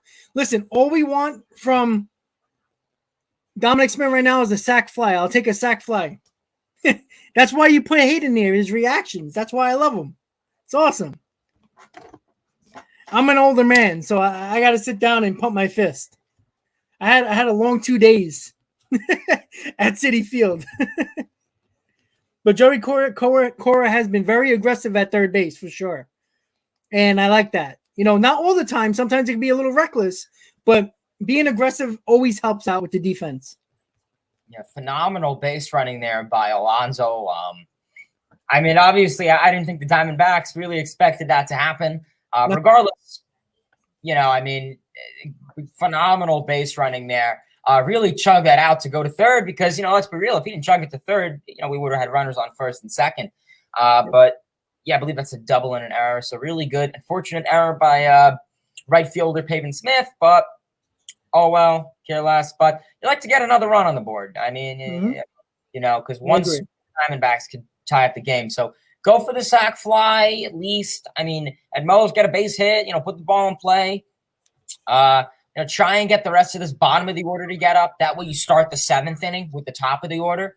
Because I'm big on that now. And I know I keep saying that. But it just I don't find much attraction in Jankowski, McCann, and defensive Yorma. I agree. All right, guys. So here we are. Guy on third, one out. Dominic Smith up at the plate. Bottom six. Mets lead 1-0. Free home security system and professional installation. So here is Smith against the lefty Perez. The first pitch, fastball ties him up inside. He started the hands, did not go on appeal to third. Chad Fairchild says ball one. Well, Oliver Perez, now 40 years of age in his 20th big league season. Came to the Mets in 2006. Pitched well for them in the postseason and the year after that.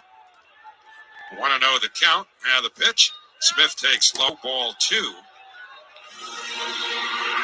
This is the anniversary, April 17th, of the opening of Shea Stadium in 1964. Oliver Perez wound up starting both the final home opener and the Come on, final Dom. game at Shea back in 2008. Final year that it was in use. Now the 2-0 to Smith. Fastball is high. 3 balls and no strikes. Oliver Perez, when he came up with the Pittsburgh Pirates, certainly during some of his time with the Mets, was probably the last guy you would think of who would wind up having a career as, at least for a while, a short reliever. The 3-0, fastball fouled straight back. Smith swinging 3-0 with Escobar at third and 1 out. Because Perez just walked so many people. That was his biggest problem early in his career, was the bases on balls. Perez, although he's never completely figured it out, is a lot better now, just hanging on. This is his 4th appearance. He's actually 1-1 with an ERA of 7.71 in just 2 1/3 innings. Infield in, Escobar at third. The 3-1 to Smith. Fastball low, ball 4. And Perez does Very nice at bat by Smith. Gives the Mets runners he at didn't. the corners. We'll see how the He didn't Diamondbacks really play defensively up the middle.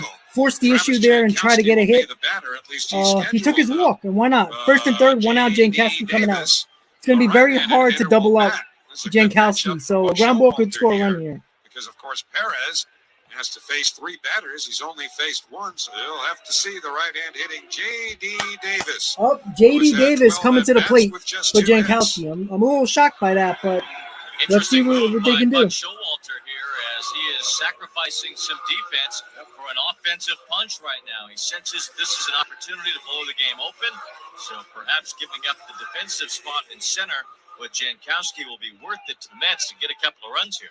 All right, Yeah, JD. JD's up at the plate, pitching for Jankowski. You get a second run.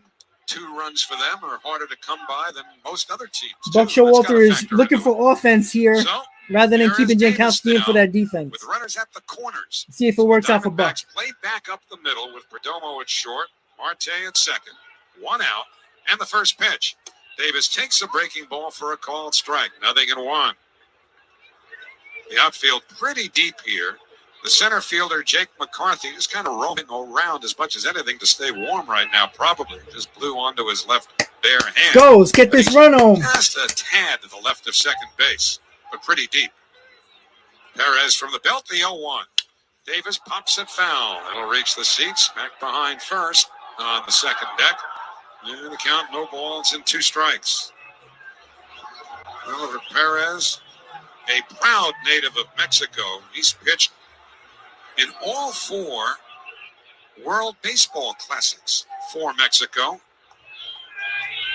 Well, next year, number 5. You Yeah. can make it a 5 for 5 in the World Baseball I agree, Classic Ken. I think you have to 2023. make this call. He Struggling and for runs, Adrian why not? Gonzalez are the only 2 players who have been on all 4 Team Mexico WBC rosters. You know, Piazza was recruiting in spring training for the Italian team. He's trying to get Ottavino and Nimmo to sign up. How about you? Might need a broadcaster. Get cheer him on. 0-2 the count. Perez to the belt. The pitch to Davis. Little bit high. Ollie wanted that one. Boy, he stared right in at Manny Gonzalez. Missed with a fastball in the count 1-2. Go, JD. Base hit here. Well, Predict will dominate this season, and you could win $100,000 worth of Bitcoin or cash with MLB. Yeah, that's a base hit, baby. Presented by FTX. View rules and enter at MLB. First to third goes down. 2-0 Mets. Good call by Buck. Good call by Buck. Ken was wrong. Pitch to Davis. Swinging a ground ball up the middle. Base hit going into left center field. Escobar scores from third. Digging for third is Smith. The throw is cut off. Smith dives in safely at third. And on at first with a pinch hit. RBI single is J.D. Davis. And the Mets have a 2-0 lead. J.D. Let's Davis. go. You know it. After J.D. spending most of the first 5 innings, J.D. Davis. He needed that. They've hit some Beautiful. drives in J.D. this inning. Davis Presto, needed they've that got 2 hit. That was runs. a huge hit J.D. for him. Davis ripping a Needed ball that. through the left side there. Nice, Pushing nice. that button to take Maybe this out can get JD Jankowski. Davis getting In going a the little bit. Favorable matchup with Davis There we go. facing lefty Oliver Now let's see Perez. if J.D. Davis crushed McCutcheon that is ball going to run through the the rally. to get another run home and put the Mets in a position to Go. score another with Dom Smith moving up to third. Well, they'll figure the outfield out the rest of the way. Marte can always slide to center, and there's Plummer and Reynolds who can play right field. So No problem for Buck Showalter. He wanted that run, and now he's got a chance for another. Here's McCann. Runners at the corners, and he takes changeup outside for ball one. James McCann singled to left. James McCann hits a ball. So 2-0 New And York. here it comes. Sack fly coming. Smith digging to the plate. Safe. 3-0 Mets. Does hit into a lot of ground ball double plays. He can get one deep enough in the air here. That could bring home another run. The 1-0 line in the air to left, not terribly deep, over towards the line. Hummel makes the catch. Smith tags at third, coming to the plate. Hummel's throw, hit for a slide. He's safe. The ball got away briefly from the catcher, Varsho, but it's ruled that Smith did get the hand on home plate. So Dom Smith scores on a sacrifice fly by James McCann. Davis holds on at first. It is 3-0. Manufacturing runs. That's what I like to see. Very nice. Very nice. Small ball, small ball, small ball. Manufacturing runs. Well, they have executed well in this inning. Getting one just deep enough there so that Smith really got the hand across home plate. Varsho didn't hold the ball, so it wasn't that difficult to play. But now they've got Davis picked off as he takes off for second. They throw to third on an appeal. I guess trying All right, guys. So Ali Perez just stepped off, thinking that Smith didn't tag up at third base. But J.D. Davis stole second base while he was picking him, while he was trying to see if Smith left third base too early. So J.D. Davis has stole a base. Out towards left field, and Davis caught them napping. I guess the Diamondbacks wanted to execute the appeal play. What you have to do on the appeal, you've got to step off.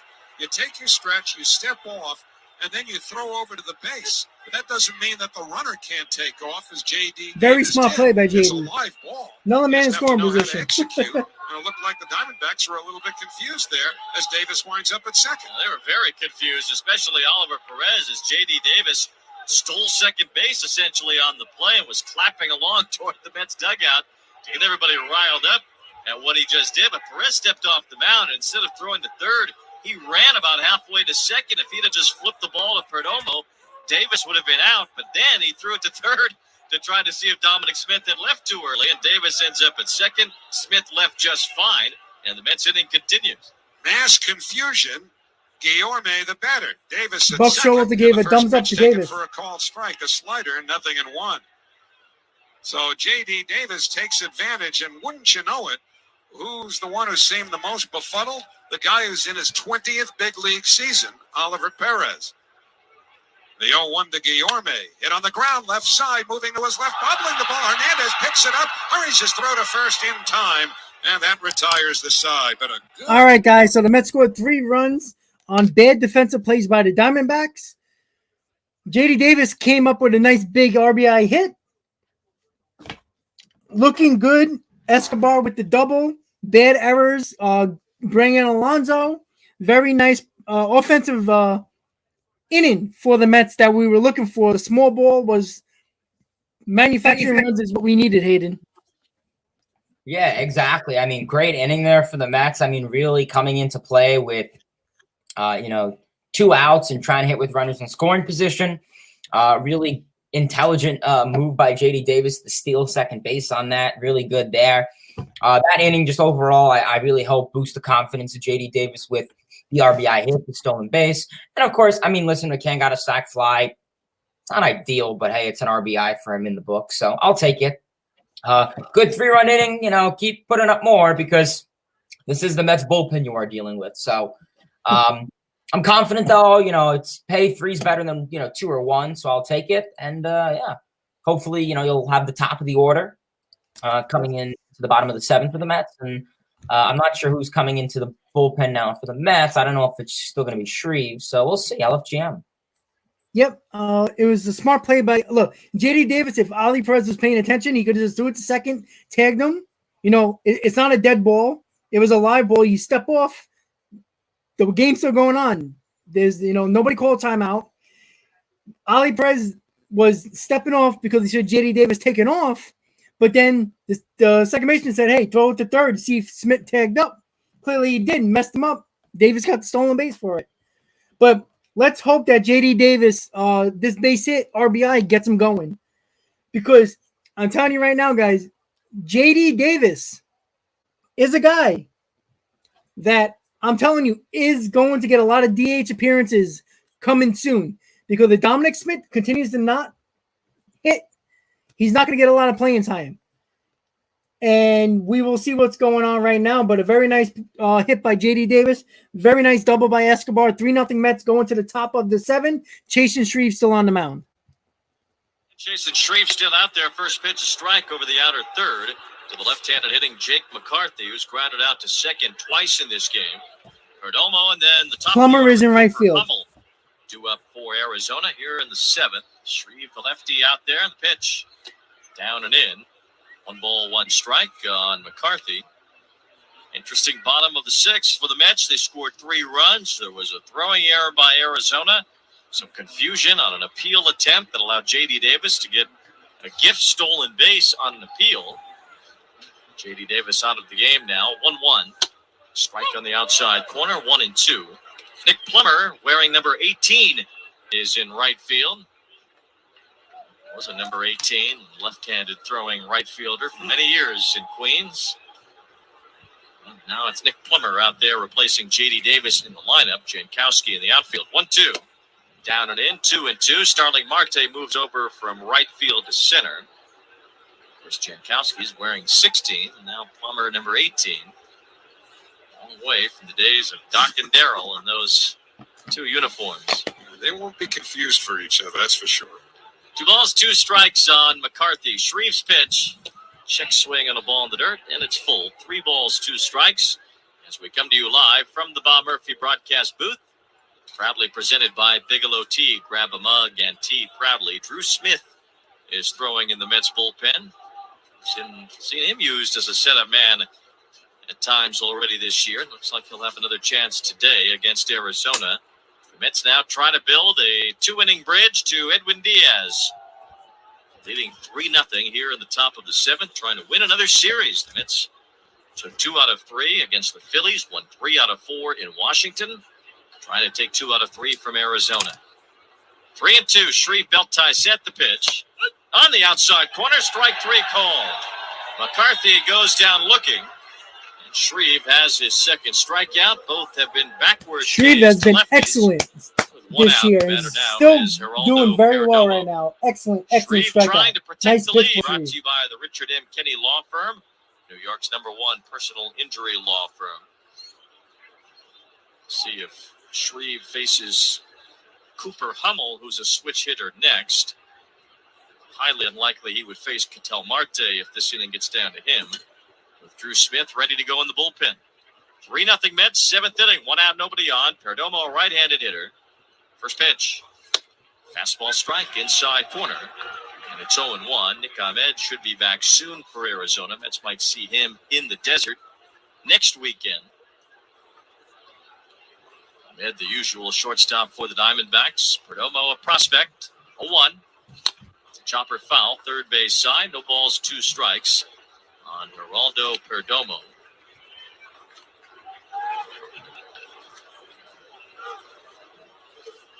Perdomo's cousin is Luis Perdomo, who is pitcher for the Milwaukee Brewers. Balls, 2 strikes on Geraldo Perdomo. Pitch upstairs from Shreve. 1 ball and 2 strikes. 22-year-old shortstop with Cooper Hummel behind him. It's 3-0 Mets in the 7th. Outfield shaded to right center. Marte almost in the gap in right center field. 1 ball, 2 strikes the pitch. Way outside from Shreve. It's 2-2. San Francisco Giants will be here tomorrow. The Giants, after a 107-win season a year ago, they're off to a 6-2 start this year, and likely 7-2 the way they're beating up on Cleveland today. 2 balls, 2 strikes on Perdomo. Trying to get to 7-3. Pitch. And a foul straight back, still 2-2. See Tyler McGill against Alex Cobb tomorrow night, 7:10 tomorrow, Tuesday and Wednesday. Max Scherzer will pitch Tuesday night. against Logan Webb.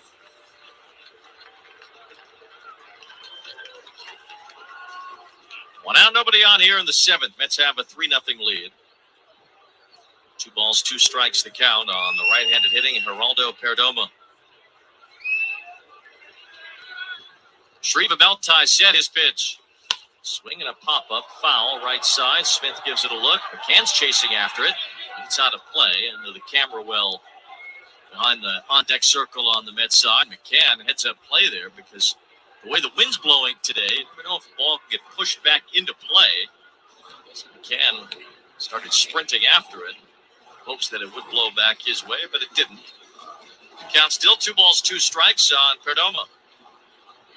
Shreve goes to the Rosenbag behind home plate. Behind the pitcher's mound, rather. 2 balls and 2 strikes on Perdomo.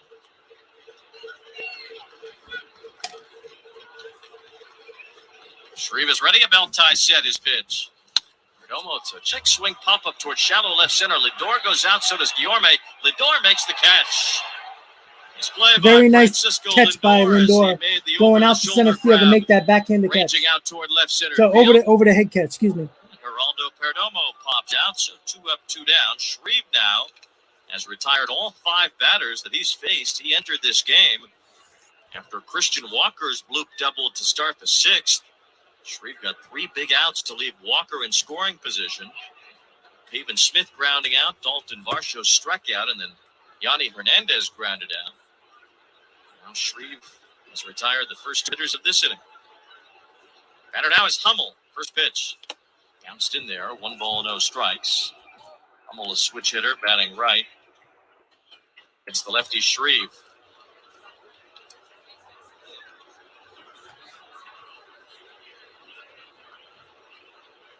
Ball, no strikes. Pitch. Hummel, line drive to left. It hangs up. McNeil backs up, makes the catch. And the side retired. 1-2. All right, guys. So very, very nice inning for Shreve. 2 good innings for Shreve. Coming in with a little bit of trouble in the 6th and no problem in the 7th. Jason Shreve, Hayden, has been the best reliever in this Mets team so far. Very, very, very nice for sorry, Hayden. Yeah, very nice for Shreve right now. He's been our best bullpen arm so far, Hayden. Yeah, Shreve's been looking good. I will say he's been looking good. He's not giving up any hard contact. He got out of that inning cleanly. Good defensive positioning, obviously by Guillorme to get second out of the inning. So let's see what the top of this New York Mets order could do.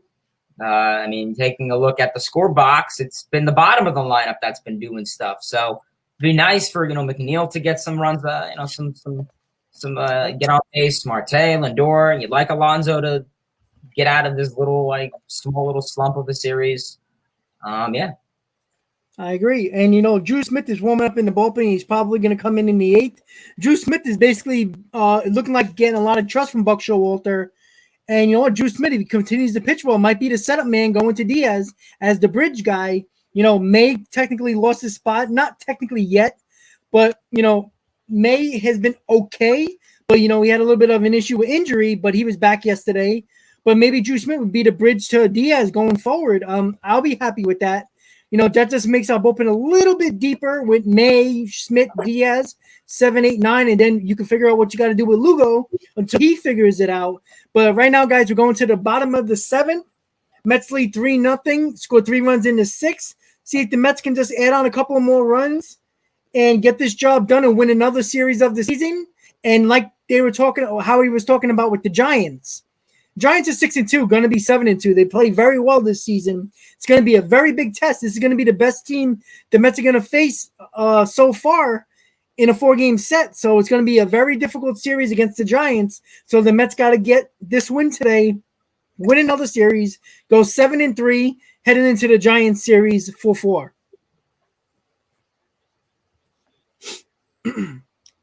So we're just waiting for that game, the bottom of the 7th to start, guys. So we got leadoff. We're getting the top of the order up, McNeil, Marte, and Lindor. So hopefully we get some things going and a little bit more runs just to make us all feel happy and not worry about the game going forward. But I feel confident that the Mets are gonna pull this game out and go 7-3, going into tomorrow against the Giants with McGill on the mound, the ace of the staff, Tyler McGill. So SNY is back. They're showing a Tom Seaver statue. So here we go, guys. Mets, D-backs, bottom of the 7th. Mets lead 3-0. Met is out of the game. Perez worked 2/3 of an inning, gave up a hit, a run, a walk, and strike anybody out. Now it's Matt Peacock, who was just added to the Arizona roster today. And Caleb Smith was sent to the minor leagues. First pitch. Neal's bouncer right to the third baseman Hernandez. Slings it across the diamond easily to retire McNeil. One pitch, one Ken, out I was for there. Jeff here in the bottom of the 7th. Peacock's a sinker baller. Learned how to throw his sinker right before the 2018 season started. He was just trying a new grip in an inter-squad game. And he threw his sinker, and his teammate that he was facing in the inter-squad game fell down trying to swing at it. First pitch, fastball strike is in there for Peacock, 0-1. The coaches said, "What was that?" And he said, "Oh, it's a new sinker I'm trying." They said, "Well, keep trying it." 0-1. Marte, it's a bouncer right back to Peacock. A couple of sinkers have turned into 2 ground ball outs as Peacock underhands the ball to Walker at first. 2 quick outs for the 2 Mets. down here in the bottom of the 7th. You know, sometimes things happen that are almost inexplicable because the Mets' outstanding reliever in the 1980s, Roger McDowell, needed elbow surgery. And when his elbow was fixed, all of a sudden his ball had natural sink to it that he said it didn't have before. And that sinker was a huge, huge weapon for McDowell in his first few terrific years with the Mets. First pitch to Lindor, down and in, 1 ball, no strikes. Speed Report brought to you by Old Dominion Freight Line, the official freight carrier of the Mets radio network. Learn more at odfl.com. Old Dominion, helping the world keep promises. Peacock fires in a strike, 1-1. And showed some speed on the bases in the bottom of the 6th. Eduardo Escobar's trying to stretch out a double. Not a bad throw in from the outfield, 1-1. Lindor fouls it off his foot, 1 ball, 2 strikes. That resulted in Pete Alonso scoring. Escobar would come home later in the inning on a J.D. Davis base hit. J.D. wearing number 28. Pulled a Murph. Sneaking a stolen base in there somewhere. Yep. When Ollie Perez was trying an appeal. What's Terry Collins' line? He thinks he's invisible, meaning Murph. 1 ball, 2 strikes, the pitch. Downstairs to Lindor, it's 2-2. TC today is part of the Jay Horwitz. He escorted him to the mound. 2-2, the pitch. Lindor fouls it behind home plate, still 2-2. John Franco caught Jay's ceremonial first pitch. Jay Horwitz press box lives on here at Citi Field. I hope Jay felt all the love that was in that room today. 2-2 is down and in, full count as Lindor backed out of the way. 3 balls, 2 strikes. Tim Tuffle. Fred Wilpon was there. 3-2, the pitch. Down and in, ball 4. So Lindor draws. Nice at bat by 1. Lindor with 2 outs. Now Get him on base for Pete Alonso. See if Pete Alonso can break open this game even more. Phyllis Marich, who back when the American and National Leagues really were separate, worked at the American League office for many years. Now in the MLB commissioner's office, she was there. A lot of old friends of Jay's. You mentioned some of the alumni. John Franco, Tim Tuffle, Mookie Wilson was there. Todd Zeal was there. Here's Alonso for 3. Reached on a fielder's choice his last time and ended up scoring on the error by Pavin Smith. First pitch in there for a strike, 0-1. It's curious when Alonso had a pop up to the left side. Geraldo Perdomo, the shortstop, decided to let it drop. Got the out at second on Lindor. Put Alonso on the bases. The ball's in 1 strike. Pitch. Alonso fouls it behind home plate, 0-2. You know, if Lindor was at first on that Escobar double, you wonder if Pavin Smith would have even thrown to second. Lindor fast enough that he might have been thinking about throwing it home instead. Pavin Smith's bad throw to second is what allowed Alonso to score the first run. 2 strikes on Alonso, the pitch. It's low, ball 1. I asked Joe Panic a few years ago, especially on infield fly rule pop-ups, why don't more infielders just let it drop and see if they can catch a base runner getting crazy? And he said, nah, it's too risky. You don't want that ball to bounce into a spot where you're not expecting it. That was my point, especially with the wind being as vigorous as it is today. Throw to first as Lindor goes back standing up. The ball can bounce or spin or do whatever. You're going to be happy, Hayden. You're going to be happy. Let's go. Embarrassment if something like that happens. 2-run homer by Pete Alonso. Woo! Ball 2 strikes on Alonso, 2 outs. 3-0 Mets the pitch. Alonso hammers it deep to left center field. This one might have enough to go. It is gone. Home run, Pete Alonso. Woo! A 2-run laser in the left center field over the 370 side. And Pete Alonso loving being the DH. In 3 games as the designated hitter, he's driven in 11 runs. It is 5-0 Mets here. Let's go! Accurately, it said 112 miles an hour off the bat. Let's fucking It's what go! it takes to knife one through this wind. Alonso was able to do it. Yes. Earlier, it'll be a line drive, a long line drive that needs to get out on a windy day like this. Hitter. Pete Alonso reached down and slugged a low line MVP. long enough to clear the wall in left center field. A 2-run bomb. Broke the game out there right there with the 2-run homer. It's 5-0 Alonso with the insurance run there. Definitely much needed home run there from Pete Alonso. 14 runs to start the year. Everybody was waiting for the anticipation of the excitement from Hayden. I saw it before all you guys, so I was just waiting. I got to watch my reaction live. And it's unfortunate there's no audio. Figures we've done like 6 streams together, and that was the first Alonso home run we got. 2 strikes. Awesome. One soon enough. Batting left-handed here against the righty Peacock. Pitch. Bouncer beyond the mound, near second, fielded by Hernandez. His throw to first, not in time. Escobar legs out and in. Nice hustle by Escobar. Escobar. Hernandez, the third baseman, ranging over his. Cano needs to watch that. Fielded that ball near second, made a quick throw to first. Good hustle by Escobar. That's why you get professional ball players. They never stop going. Got rid of it Beautiful. all right, but it didn't have a whole lot of giddy up. I want to watch my reaction. 2 outs. Escobar. That is true. He's been very good with the DH. Run 111.6 miles an hour. 3 times the DH, 3 home 8 runs. feet. And a launch angle of 17 degrees. It was just a straight line drive. Got out. That's something, though. The last 2 innings, they seemingly have changed their approach, and it's paid off. Unless that was a function of the pitchers, too, who were throwing earlier in the game. This pitch, Smith, it's a bouncer foul toward first. No balls, 1 strike. It could have been. I hope so, Ken. We need Escobar to get going, too. This lineup will be even more dangerous. Because Escobar is, like I said, I was very excited about Escobar signing than I was Connor and Marte. I know Escobar was going to be the X factor on this team for sure. Escobar gets going, this team's going to be very hard to beat. Let's go, Dom. I think we've, meaning the broadcasters, formed a really good working relationship with Buck in a very short amount of time. He's got some broadcasting chops of his own. Yeah, he gets it. Balls 2 strikes on Dominic Smith. He's an actor. Pitch.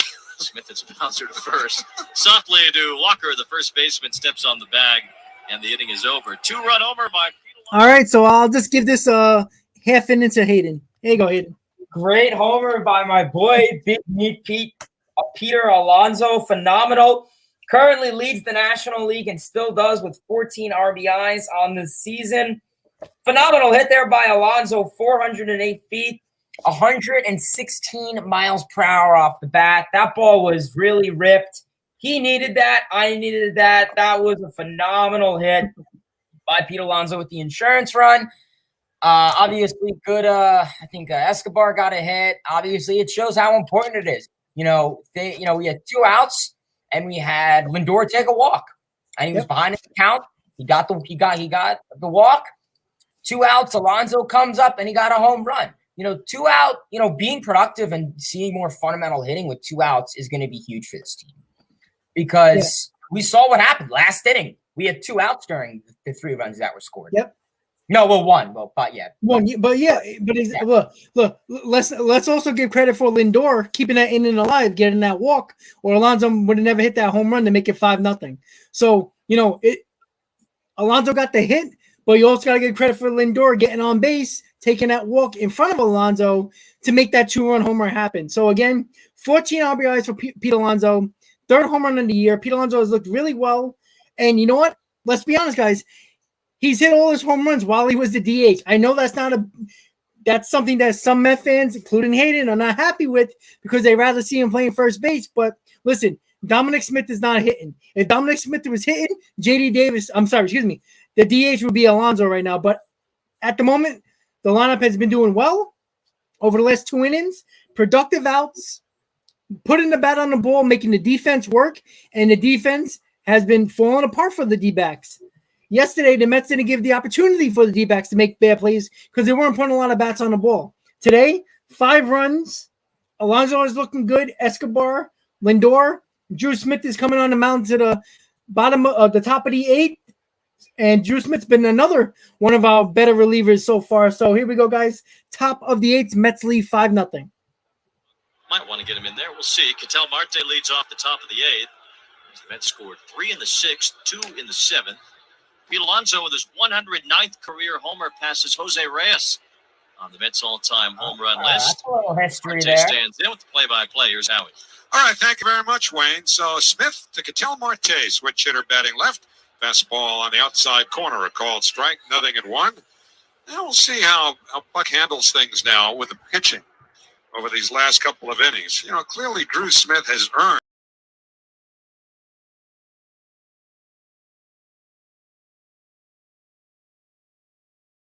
I am hijacking the stream.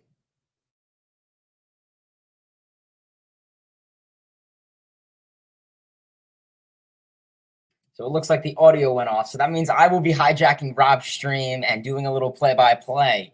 So let's see how we can get things started. So we'll have Drew Smith coming into this game. Drew Smith been pretty an interesting bullpen surprise this season, not going to lie. He's been pretty solid, has some heat. We didn't really see much of a long sample size from him last year due to Tommy John, but he's been looking pretty solid. Throws really hard thrower. So we'll see what Drew Smith can get against arguably the Diamondbacks' best hitter in Ketel Marte, who currently Drew Smith has the count favorited on him. 1-2 count.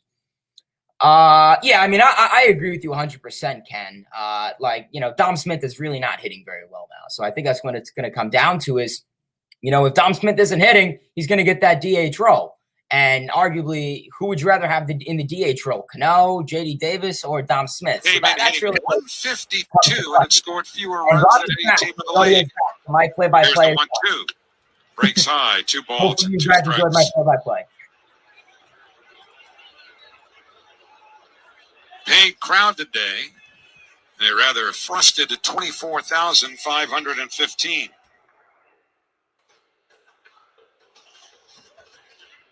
To Marte.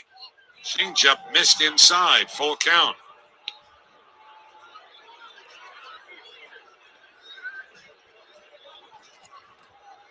Of course, Arizona does have some time here to make it a safe situation again. That's what Drew Smith would like to avoid. He's facing 2, 3, and 4 in the Arizona batting order. Yeah, guys. So payoff pitch to Marte on the way. It is an interesting thing to look at because Diaz hasn't pitched in a few days.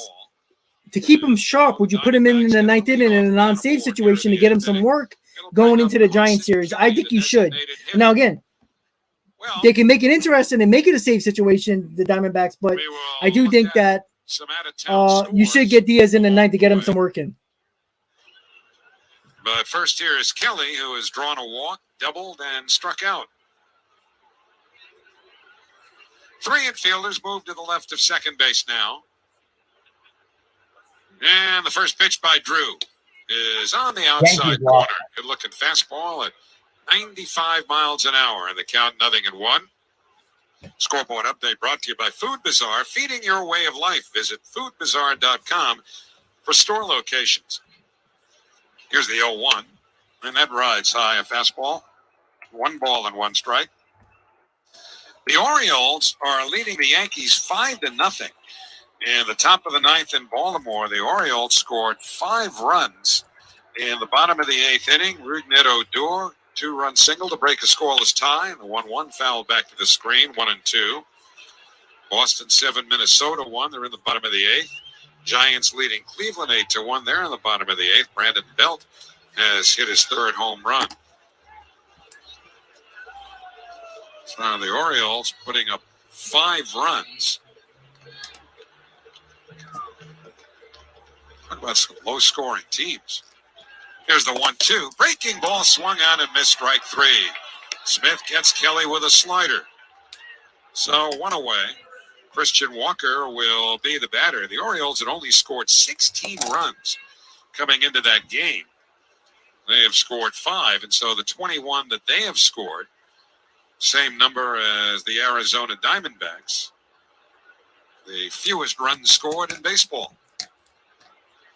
Walker 1 Drew for 3. Smith got the stuff. He just has to stay healthy. Huge gap in left center as Marte in center field pulled around to the right. And the pitch to Walker taken low outside, ball 1. Walker's twice flied to center and doubled. Even Smith waiting on deck.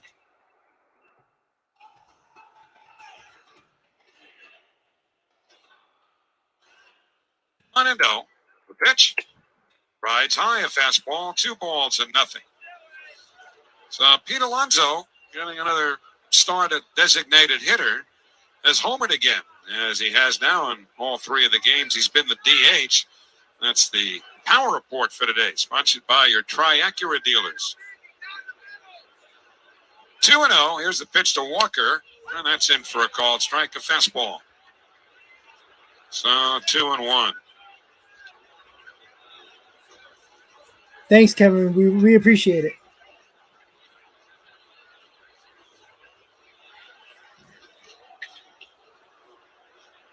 Lights are not on, but the sun is ducked underneath the clouds. Here's the 2-1 pitch. That misses inside. A slider. It's 3-1. You have a paid crowd, 24,515. Far fewer than that are at the ballpark right now. There are a lot of people who just bail because it is so uncomfortable. Temperature in the high 40s, but very windy. The 3-1 swung on and popped up right side of the infield. Guillorme crossing over from the left side on the infield dirt, makes the one-hand catch, 2 men away. He was to the left of second base, and the wind pushed that ball left to right so far that Guillorme was basically in his conventional second base position when he caught that ball. So after the walk to Marte, Smith has gotten the next 2, and Even Smith will be the batter. Smith, the right fielder, has struck out, reached on an infield hit, then grounded out to first. Mets leading 5-0, looking to go 7-3 to start the season. And Drew Smith deals. Swung on and popped in the air to left, fairly deep. Back goes McNeil. Now to his left, makes the one-hand catch. Side retired. All right, guys, so we're going to the bottom of the 8th. Drew Smith with a nice performance in the 8th. Once again, Drew Smith has been very good for us. Bridging it to possibly Diaz in the 9th. Yeah, exactly, Ken. That when it comes to Dominic Smith, look, I always say it as this. Some people might not agree, but some people might agree. If you're injured, don't play, because you can't use the excuse, "Oh, I'm injured. That's why I've played bad." But if you're playing well, you're going to keep the injury quiet, right? So as much as I like Dom trying to push through it the entire year, he didn't say nothing about that injury. That's a problem, because we killed Dom all year thinking that, oh, he's just in a bad slump. He's just not doing well this year. Well, guess what? Now that we found out you're injured after the fact, I'm not going to feel bad for you. It sucks, but you got to tell the team. You got to say, hey, I'm hurting. Don't be in the lineup. Don't be in the game if you're injured. there's certain nagging injuries that I can say, okay, you should be in the game, and that might affect your performance. But when you had when you had an issue in your shoulder, tell the team, don't play, because not only are you hurting the team, you're not playing well in the same time. So you look bad, and fans are going to get on you, and also you're hurting the team. You just can't do that. So, and according to Dom Smith, he's healthy. He said it. He's still not performing. So what is it? Is it the injury? Tell somebody, because you're hurting his team. So we're going to the bottom of the 8, guys. Mets are leading 5-0. Hopefully Diaz comes in the game to get some work in the 9th. So we can get him ready for the Giants series if we need him. Mets didn't score anything for the first 5 innings, but the 6th and 7th inning, they looked good. And now we're going to the bottom of the 8th, and the Mets are up. So here we go, guys. You in a batter's box. And a nice hand. Yep. Fans recognize it. Left-hand batter. And in his honor, for the first time in maybe an hour, the sun has broken through. First pitch to Plummer, taken down and in. 1 ball and no strikes. So this stuff's always fun to watch. Fella getting into in a major league batter's box for the first time. Swings and lines one in the air to shallow center, and on comes McCarthy to make the catch. 1 man A nice away. hand for Nick Plummer. So Matt Peacock gets Plummer to fly sharply enough to center. A little tip of the helmet to Plummer, or from Plummer, as he heads back into the dugout. Nicely done. That was a bummer for Plummer, but this crowd, I don't know why there's such big Nick Plummer fans. How long have you been sitting on that? Just a minute or so. Well done. Just kind of reminds me in a backwards way, as Plummer's being congratulated by his teammates. Remember when Lastings Milledge came up with the Mets in 2006, and he hit a big home run against the Giants, and this was at Shea Stadium. Here's McCann, right-hand batter, takes a sinker inside, ball 1. And as he ran out to take his position in right field the following inning, he was slapping palms, high-fiving fans on the way. I thought it was great. The 1-0, chop foul, right by the Arizona dugout, the count 1-1. A lot of his teammates didn't like it. I know that management talked to him. They didn't love it. They felt it was showboating by someone who just came to the big leagues and that it was unnecessary. But I thought it was absolutely organic. The 1-1 breaking ball in for a called strike, 1-2. You had a kid that was excited.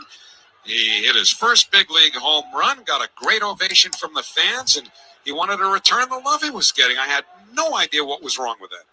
The 1-2 breaking ball swung on and missed, strike 3, and McCann down on strikes, 2 men away. Well, baseball is in a different place now than it was then. And I would imagine now if Lastings Milledge would have done that, or any player does that, it would be looked at a lot differently than it was 16 years ago. And I also remember that some of the concern was that the other team was going to take note of that. Well, what would they care? He wasn't doing anything to taunt them or, show them up. Here's Guillorme. Takes a fastball for a called strike. 0-1. 5-0 New York. 2 out, nobody on. Last of the 8th. We'll see Diaz in the 9th inning. He's up in the bullpen. No save situation. The 0-1 hit on the ground to second. In to get it. Ketel Marte throws to first in time. Side retired. Mets go in order against Matt Peacock. And at the end of 8, it's the Mets 5. The Diamondbacks nothing. All right, guys. So here we go. Aaron Diaz is coming in the game for the 9th. Get him some work in. So Hayden, Mets got 5 runs on the board, looking to go 7-3, facing the Giants soon. Your thoughts so far? Yeah, I mean, really just overall an impressive, I guess, game so far. I mean, we'll wait till the game's over to talk about it fully. But, yeah, I mean, fair inning there. I mean, let's get Diaz to close this game out. Obviously, Diaz hasn't pitched in, I mean, what has it been, 4 days now. So, obviously, coming into this Giants series, it's probably going to be a close game. You want to get him. Well, regardless of, the Giants series, the Mets could be playing the Marlins, it doesn't matter who the Mets are playing next series. I think it's more so you want him to get him a rep or two. He hasn't pitched in 5-6 days, so you want to give him a rep. like I said, you have a comfortable enough lead that I guess you don't really have to worry about his numbers and non-save situations or whatever you want to say. But yeah, I mean, I will say Diaz has been looking pretty lights out lately. I mean, he's been one of the few.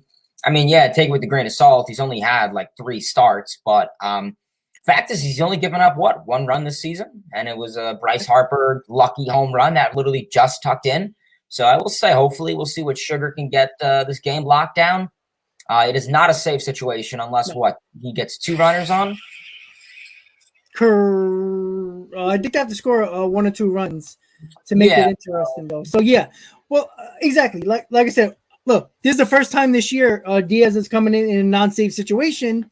Let's see how he performs, and it's important because we're going to need him in certain times when it's not a safe situation just to close out a game that we need. We need him in non-safe situations at times. So he hasn't performed well since he's been in non-safe situations, but let's hope he gets there. So we're going to the the top of the 9th. Edwin Diaz on the mound. Mets lead 5-0. Diaz on the mound in a non-save situation. So let's go Mets and see if we can close out the game. He got into back-to-back games Tuesday night and Wednesday afternoon in Philadelphia, but remember Thursday was an off day, and this is his first appearance in this series. So, Buck Showalter kind of acceding to the general wishes of Edwin Diaz that under most circumstances he not sit more than 3 days in a row if possible. He faces Dalton Varsho, and the first pitch taken low, ball 1. And, for Buck, it's still a feeling out process with certain of his players, especially the pitchers. But then again, Jeremy Hefner's been here, and he knows all about Diaz. The 1-0 fastball swung out and missed, 1 ball and 1 strike. So, it's not as though this was the product of any consternation. They have these things mapped out. I guarantee you that Buck Showalter and Jeremy Hefner knew before they got to the ballpark today, the 1-1 taken down and in, 2-1, that if possible, they would get Diaz into this game, regardless of whether or not it's a safe situation, and it is not. It's a chilly one, though. 2-1 the count. Now the pitch, swing and a miss and a nasty slider. And the count 2 balls and 2 strikes. I believe the scoreboard thermometer here. I didn't know there were scoreboard thermometers, but anyway, what they have shown on the scoreboard says 49 degrees, up 1 from game time. 2-2. Little bit low, full count. I don't guess anybody's feeling any warmer now than they did at 1:40 after the cumulative effect of nearly 3 hours of chill and wind. Well, the Mets made a little adjustment or so, it would seem, to their approach. 6th and 7th innings. Payoff pitch, down and in, ball 4. So Diaz walks the leadoff man. Second straight Mets reliever to do that. Drew Smith did it in the 8th. And it'll bring up Yanni Hernandez, the third baseman. The injury update brought to you by the Rothenberg Law Firm. If you're injured in an accident, the game plan is simple. Just go to injurylawyer.com. Diaz was throwing this morning with Jeremy Hefner and Craig Bjornson, the bullpen coach out there, keeping an eye on him. Adam Ottavino, some work in there as well. They weren't the only ones throwing this morning. Jay Harwitz did too. David Peralta fouls the first pitch back, 0-1. I mean, what would you estimate that Jay threw it from, or between where Jay threw it and John Franco was, 35, 40 feet maybe, if that? If that, yeah. If that, okay. 25 maybe. But give Jay credit. He was out there at 8:30 in the morning throwing to Dave Raccanello, the Mets bullpen catcher, indoors.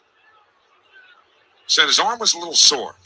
The 0-1 popped up left side, should be playable, into foul ground. Escobar over near the coach's box, makes the one-hand catch, 1 man out, and Varsho holds on at first. All right, 1 down. They gave Jay was to throw it high. Yes. I also told Jay, it's cold out, you can go to your mouth. I did not note whether or not Jay did. They put these Jay cookies in our mouths. He's got the monster cookies to fit Jay's head on them. It's normally something I would not eat on Passover. We still got 6 days to go, so I got to figure Very this nice thing performance. out. We needed that Think from this thing will Escobar. stay? Keep. You can't eat a cookie for the entirety of You're Passover? not supposed to. You're not supposed to eat leavened bread. Here's Jake McCarthy. Swings and fouls the first pitch into the mid of McCann. 0-1. Not that I'm terribly religious at all, but I just I kind of took to that. How long over the is years. it? How long does It's that take? 8 days. 8 days and 8 nights. The 0-1 to McCarthy. Swing and a miss and a high fastball. 0-2. Can't eat what? Unleavened bread? What did you say? Well, leavened bread. Leavened like bread? matzah's unleavened, right? I don't know. I don't know what's leavened or I'm unleavened. trying to educate people here, including myself. Wasn't the greatest Hebrew school student. They asked me in a test, what position does Moshe Dayan play in Israel's defense? I wrote shortstop. Pitch to McCarthy, taken outside, 1 ball and 2 strikes. And that's a true question. We didn't seriously. We didn't take Hebrew school all that seriously. For us, it was all right. Let's get ready for the bar mitzvah. Here's the 1-2. Check swing, slider in the dirt, struck out. He went around, and McCarthy down on strikes, 2 men away. I'm going to get a ton of grief over this. When it comes to heating efficiency, Peerless boilers and Pavilion tankless water heaters are in a league of their own. So go to peerlessboilers.com for more info. And remember, Peerless Boilers, America's best built boiler. But you see, that's why I'm trying to make up for my misspent youth religiously and do the right thing now. So I'm going to save Jay's cookie until after Passover. I think if I freeze it or even put it in the fridge with this coconut for the frosting, that'll keep till, I don't know, next time Passover rolls around. So 2 away, Geraldo Perdomo, the batter, takes on the inside corner, strike 1 called, as Dalton Varsho takes second unopposed pretty good chance on defensive indifference. All right, got 2 strikes on Beer. So 0-1. This is Seth Beer actually hitting for Perdomo, who had gone 0 for 2 with a walk. Left-hand batter, 2 out, top 9, 5-0 New York. The 0-1 swing and a miss of the slider in the dirt. And now Diaz a strike away from ending it. 5-0 New York. Varsho leading from second. Diaz wastes no time just waiting for Beer to get settled in the batter's box. He's ready now. Diaz with the 0-2 pitch. Swung on and missed strike 3. Put it in the books. Edwin Diaz buries a slider down and in. Beer down on strikes. And the Mets have taken the series from the Diamondbacks. All right, guys. Mets win 5-0. There we go. Edwin Diaz looked good in a non-safe situation. Thank God. Struck out 2 batters in the bottom top of the 9th. Mets 7-3 on the season. Very, very nice. We worried a little bit early on with the offense, but they came through. Big home run by Pete to make it 5-0. Good base running, quality hits, manufactured runs, with a little bit of power mixed in, giving the Mets a 5-0 lead, and won the 3rd series of the year for the New York Mets. 7-3 record. Hayden, how are you feeling right now? Yeah, I mean, definitely a very worrisome game at first. Obviously, a lot of the Mets offense didn't come into play towards the end of this game. And, that's all right. I mean, obviously, you would like to kind of, get some of the production early in, get pitchers wins. I know nowadays it doesn't really matter, but it's still cool to have. Overall, in terms of this Mets pitching, I mean, this is the 3rd shutout on the year for the New York Mets pitching staff, so good for them. Big day from David Peterson, obviously. Would have liked him to go 5 innings. But, oh well, hey, he didn't give up a run. Trevor Williams also came in, solid outing there. Chase and Treve, awesome start, perfect. Didn't allow a single base runner. That was huge. Drew Smith, and then, of course, lights out Edwin Diaz to close it. But in terms of this Mets offense, like I said, I mean, going 1 for 5 with runners in scoring position and leaving 7 guys on base isn't ideal. But I will say definitely we had one lucky error that really started to open things up. Obviously, an unfortunate error from Pavin Smith in right field to allow Alonso to score for the first run of this game. And then we had sac flies, J.D. Davis with smart base running. And then obviously Pete Alonso to really crack it wide open with the 2-run homer. I know if you were asking me who's the player of the game, I mean, offensively, I probably would say Alonso, just because he got the first run on the board with that run, with the great base running, and then the home run to really just wide it right open. So he's my offensive player of the game. Maybe in terms of the pitching, maybe Jason Shreve. He looked pretty good, I'd say. Yeah, I do agree. Jason Shreve was the one, got on that tight jam that we needed him to get through, and he did, and pitched 2 innings well for us, and that's exactly what the Mets needed. Again, I think Buck pulled Peterson out a little too quickly, but again, Trevor Williams, Shreve, Smith, and Diaz all came in and did the job, and that's what you got to ask for. And you know what? Sunday seems like the days when it comes to the starting pitching and the bullpen. That's what we need, because the lineup for the most part on Sundays seemed like Buck is going to go with the B- lineup, and you got to have your big boys in the lineup do the job, and they did. So it was a nice performance. Mets win 5-0 over the D-backs. Take the rubber game, winning the series 2-1, 7-3 on the season, guys. So once again, guys, tomorrow most likely I probably will go live for the start of the Giants series. And I probably will go most likely. So probably look around for about 5:30, 6 o'clock pregame. Once again, Hayden, thank you guys. Thank you for tuning in, having some fun, watching the stream with us. And the Mets win, thank God, and win the series against the Diamondbacks. So once again, Hayden, don't forget, guys, Mets Talk with Hayden. Subscribe to his channel and check out his videos. Check out his live streams. I know Hayden's going to do a couple of live streams during the games as well, so make sure you check his channel out. Good analysis, good guy, knows his stuff. Listen, there's nothing better than Hayden's reactions, either bad or good, with the New York Mets. It's absolutely amazing how much fun he is with his reactions. It's a great time. That's how I actually found this channel, from somebody actually checking his channel one time, and I saw his reaction. Subscribe, and we've been cool ever since. And hopefully next year or sometime this year, I'll end up in Florida and actually, meet up with him and have a live stream together, while we're not, a few thousand miles apart. So, once again, guys, really appreciate everybody tuning in today. Hayden, let people know if you're going to do a live stream for a game, or whenever you're going to do your next video. Yeah, so if you guys wouldn't mind checking me out, Mets Talk with Hayden is the name. I did post my channel link in the comment section. So if you guys could subscribe, on the road to 700 subscribers, so definitely help out. Subscribe to the channel. Definitely doing a lot of content lately, a lot of live streams. Like Rob knows, I do a lot of live streams. I like to recap, the series and previews and all that stuff. So that'll be coming out. Probably be live either today or tomorrow also. So hopefully that should go well. Otherwise, I appreciate you guys tuning in. Obviously, thank you, Rob, for having me on. Thank you, Pete Alonso, for hitting a home run. Save my sanity. LFGM, and let's get something down in this Giant series. Let's take, ideally, I would say take 2 out of 4. At best, I mean, a 3 out of 4 would be phenomenal, but at minimum, 2 out of 4. Yeah, 2 out of 4. Take 2 games out of the 4. You're going in 9-5 going into your next series. That's not too shabby at all. I'll take that any day. And look, the Phillies are struggling. The Braves are struggling. Nobody's really playing good so far this year in the NL East. The Mets got to take advantage of it early on. Unfortunately, they didn't do that last year, and that hurt them. So we should also say that I'm definitely going to have Hayden on again for another live stream. We'll see. We'll work it out. We'll see how it goes, depending on his schedule and my schedule. But once again, guys, Hayden, thank you so much for hanging in there with us today. And, again, reactions, you can't miss them.